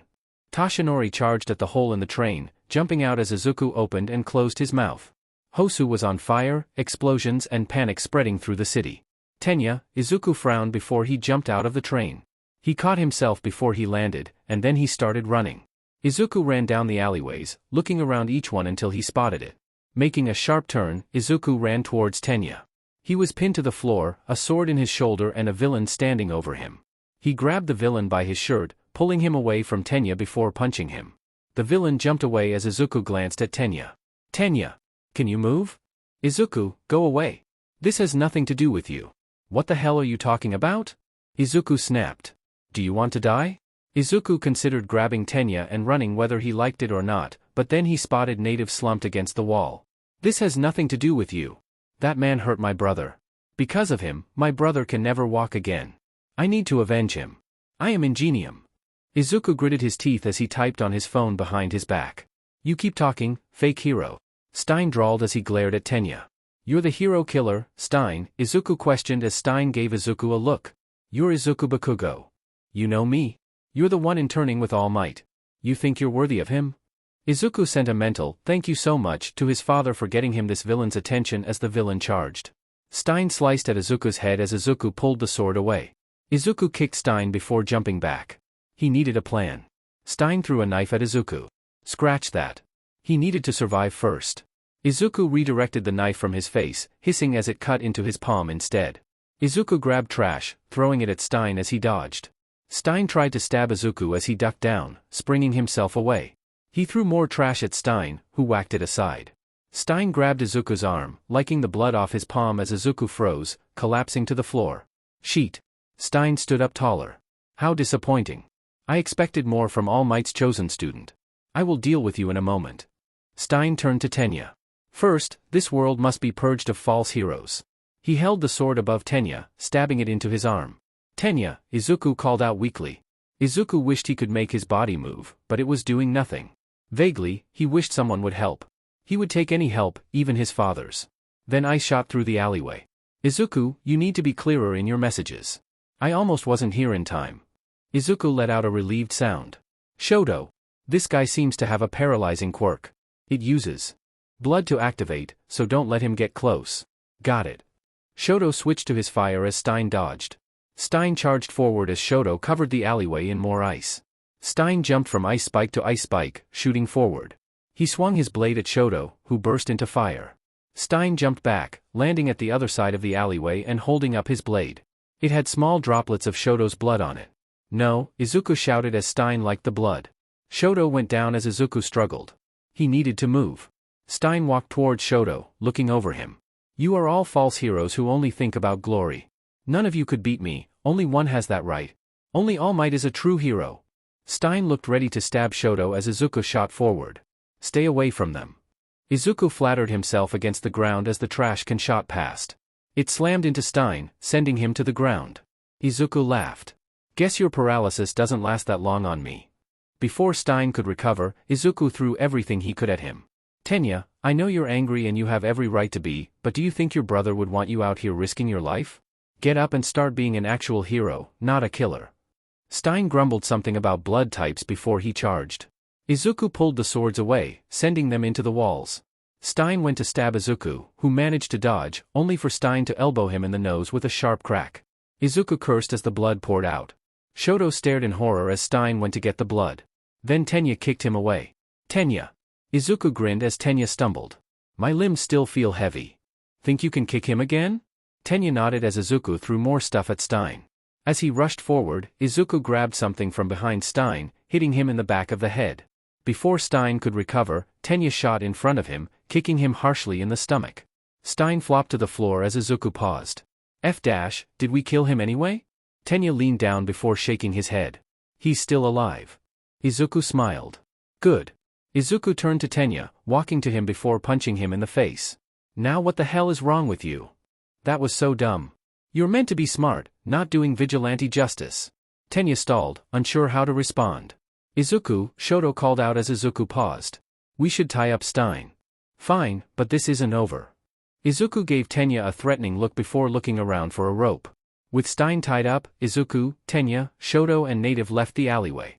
Over here, the low-level heroes rushed over before they gaped in surprise.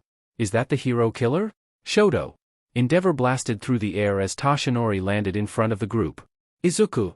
Toshinori rushed to Izuku's side, seeing the broken nose and blood on his hand. What happened to you? We need to get you healed, now. Oh my god, calm down. Izuku pushed Toshinori away as he heard Endeavor screaming, almost competing against Toshinori. Shoto. My son. Are you alright? You are hurt. I will have the best doctors take care of you. Shoto was shrinking away uncomfortably while the other heroes and natives stared in confusion. Izuku, we need to get you out of here. Izuku thought, watching Endeavor crowd around Shoto. He grinned as he chose to commit to his plan. F off, All Might. I'm gonna check on Shoto. Izuku walked off as he stood between Endeavor and Shoto. Sho, are you okay? Izuku reached up to the cut of Shoto's cheek where the blood was drying. I was worried about you. Shoto opened and closed his mouth, and he blushed. What? Izuku brushed his thumb along Shoto's cheek as Shoto stopped completely. Nuu, Endeavor screamed dramatically as he pulled Izuku away, holding him in the air. You will stay away from my son. He will not date you. Izuku smirked. But we're already dating. Endeavor crumbled, curling into a ball and despair in the corner. Shoto blinked as he fidgeted. Izuku, Shoto gulped as Izuku looked at him. I didn't realize he couldn't finish his question. I didn't realize we were dating as Izuku disappeared halfway through.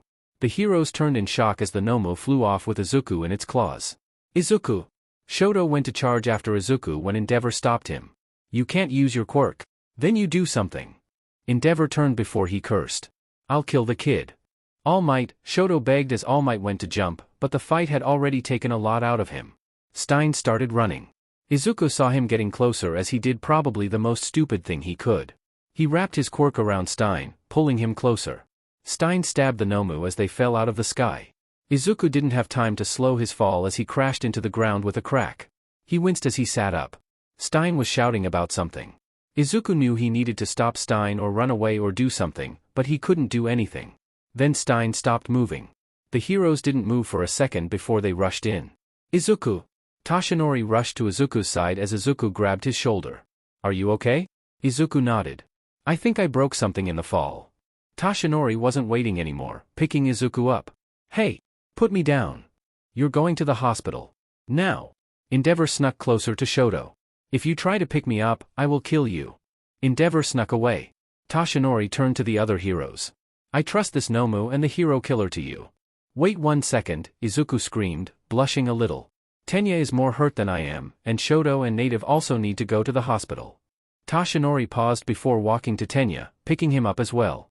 He then threw Native on one shoulder and turned to Shoto. Endeavor stepped between them. I can take care of my own son. Shoto climbed onto Toshinori's shoulder. Shoto! Alright, I'll take care of the injured. Toshinori jumped into the air as Endeavor continued to scream. Izuku grumbled as he walked into the hospital room. Recovery girl shouldn't be so sad at me. It's not like I chose to be kidnapped and drop 2 stories. Shoto smiled. How's the shoulder? It aches, but should be fine before we return to school. Your cheek is all healed up. Shoto nodded with a small blush. Shoto had made a decision that, regardless of the fact that he hadn't noticed Izuku asking him out, he wasn't going to reject him now. He just had a boyfriend now. Izuku turned to Tenya. What about your arms? Tenya sighed weakly as he explained the damage. He wasn't going to get back full mobility, and while there was a surgery he could do, he was choosing to wait. If that's what you want. It is. Before the group could say anything, the door slid open. Manuel, Endeavor, All Might, Tsukachi and the police chief all walked in. Izuku gave Toshinori a glare before he grinned, sitting on Shoto's bed and leaning against him. Shoto blushed before wrapping his arms around Izuku, ignoring his father's angry look. The police chief cleared his throat. What you did, going after the hero killer, was not only dangerous but extremely reckless. Your internships allowed you to observe heroes, not use your quirk or engage in fights. By doing so, you did not act as heroes but villains. Shoto tightened his grip on Izuku. Are you going to arrest us? Izuku got the distinct feeling that Shoto was ready to fight the police over that decision. No. I don't want to hinder our future heroes. Endeavor will take on the credit of the capture. What? But we did the work, Shoto complained as Tsukachi shook his head. If we acknowledge you publicly, we would have to arrest you. We don't want your futures ruined so early. Izuku huffed. And the fact that we're all from famous hero families has nothing to do with your decision. Izuku, Toshinori walked over carefully. You got lucky, you could handle the hero killer. What would have happened if Todoroki hadn't shown up or his quirk had lasted a bit longer? You could have died. Izuku scoffed. Like you care? I do, but think about Inko or your father, think about Katsuki. How would they react if you died?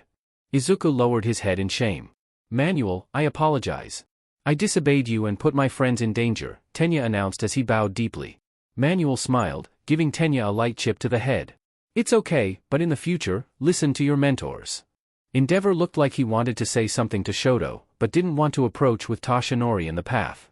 On a personal note, the chief interrupted. I thank you for what you did. He bowed as the room nodded. One by one, the police and mentors left until only Tsukachi was left.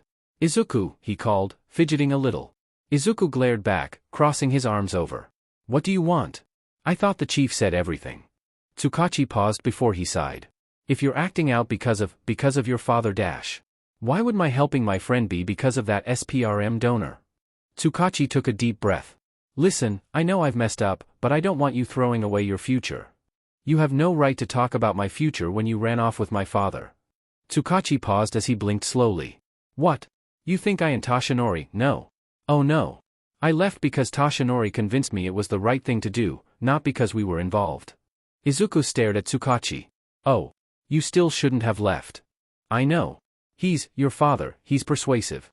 He convinced himself that if he stayed, he would put you in danger, and he convinced me that I would do the same. He genuinely believed that? Whether it was right, it is what he believed.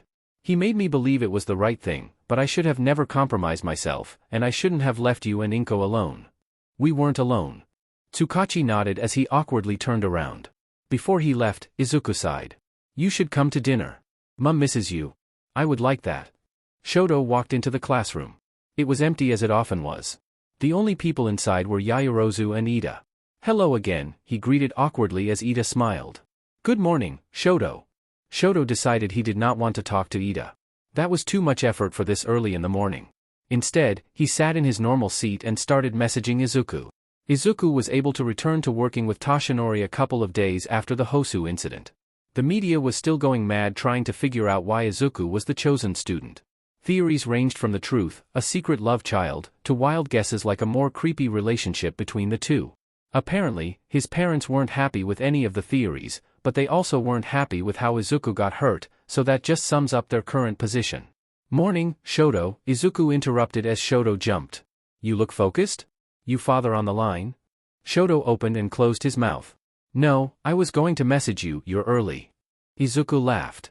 The SPRM donor showed up at our door to try and give us a ride, so we ran out the window. Mind if I sit here?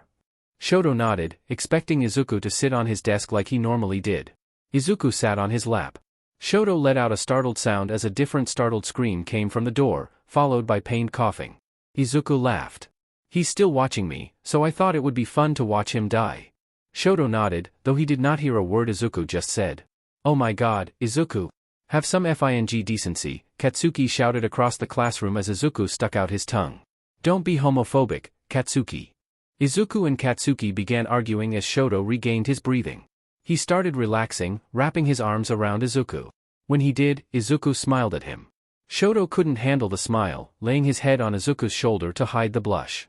Achiko paused as she spotted Izuku and Shoto. Ah, when did that happen? Who fing knows? It's annoying, though. He hasn't stopped texting Icy Hot since the sports festival. Tenya hummed. They were dating during the internships. Achiko gave him a look as he smiled. We met up by accident, but they were definitely dating by then. It's cute. It's sickening. Mina let out a dramatic gasp as she stood behind Katsuki. Don't tell me you're homophobic. First Blink and now this. I'm not homophobic.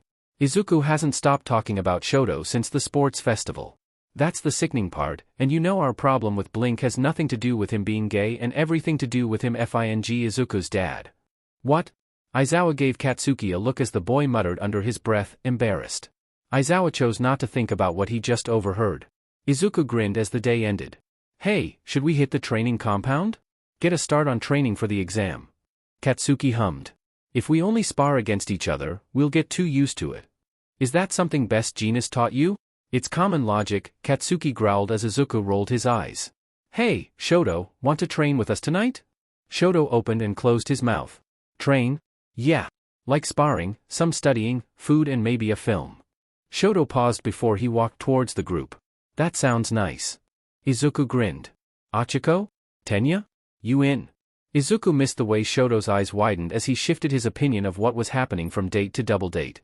If you're inviting them, I get to bring Mina. Katsuki paused. And Denki, Ijiro, and Hanada. The boys let out a small cheer as Shoto frowned, realized this wasn't a date or double date, it was a group hangout. Mina whistled as she walked into the training hall. This is nice. Your parents must be rich as hell. Katsuki scoffed. It's from Izuku's SPRM donor. He's got a public job and Mom blackmails him so he'll buy us whatever we want. That's even better. Izuku grinned. If you like that, you'll love this. He pulled Mina to the side, where a whiteboard hung. On it was the number of fights he and Katsuki had won. On Izuku's side was his first place medal from the sports festival. DMN. How long have you two kept count? Since we were 4, Izuku beamed as Katsuki rolled his eyes. Took fing forever for Izuku to start winning. Not my fault. Your quirk is unfairly strong. Katsuki just laughed. You just need to get on my level. I did. I surpassed you. Read the medals and weep. Katsuki let out a scream, running at Izuku as he dropped, dodging Katsuki's right hook. Izuku flipped out the way, kicking Katsuki in the face before pulling a box off the back wall. It slammed into the back of Katsuki, dropping him to the floor. And that's another victory for me, Izuku smirked as Katsuki screamed into the floor. Hanada glanced at Achiko and Tenya nervously. Is this normal? Achiko laughed. Oh, definitely. They're always fighting. Denki sighed, tiredly. Just great. Izuku turned to the group, his eyes landing on Shoto. Wanna get started? No point coming all this way if we're not gonna spar. Shoto gulped as he tried to restart his brain. Mina volunteered to start, sparring against Izuku as Katsuki recovered. Shoto and the others sat at the side, watching each match. Every round, Shoto found his eyes drifting to Izuku. It didn't matter if Izuku was out fighting or recovering, if Shoto was fighting too or recovering himself, his eyes found Izuku. Izuku jumped to the side of Shoto's ice. In the facility, Shoto was limited to short-range attacks, which wasn't his forte. Izuku slid alongside the burst of fire, charging in close and tackling Shoto's chest. Izuku pushed him to the floor as he grinned. I win, Izuku laughed, sitting on Shoto, who was not recovering. The group let out a small laugh as Izuku got up and pulled Shoto to his feet. That's enough for tonight, Tenya announced as Izuku huffed. He's right. We've got showers and stuff, so you can wash off. The facility only had 3 showers, in individual cubicles, so they took turns with Mina, Achiko, and Denki going first. Izuku stuck himself to Shoto's side, laying his head on Shoto's shoulder lazily as he showed the boy clips and memes on his phone. Shoto wrapped an arm around Izuku, trying to hide his blush. When Izuku and Katsuki got through the showers and changed, they weren't in their school uniforms. You have clothes here, Mina questioned loudly as Izuku laughed. We practically live here, so yeah. Izuku's casual clothes doubled down on the rebellious outfit Izuku was going for. It had a black crop shirt, black ripped jeans and a green flannel. He was dressed in a lot of silver jewelry, including a new earring that Shoto hadn't seen before. Speaking of Shoto, he was not functioning very well. Shoto? You okay? Izuku tilted his head as he spoke quietly. Shoto coughed, nodding. That outfit looks good on you. Izuku grinned as he blushed lightly. Thanks, Sho. Shoto hummed as he forced himself to look away from Izuku. Part of his brain told him that because he was dating Izuku, he was allowed to stare, but it still felt wrong to stare. He wanted to, though. He wondered if Izuku would wear something like that on a date. Or if Izuku had different clothes he liked to wear. He really wanted to take Izuku on an actual date and find out. Kaminari cried out as he handed his test back in. It's over. It's finally over. No more studying with Katsuki. Katsuki let out a sound as he snapped around. I'm a great teacher. You're a loud one, Izuku muttered, dodging under Katsuki's physical retaliation. He hopped over to Shoto's desk, a bright smile on his face.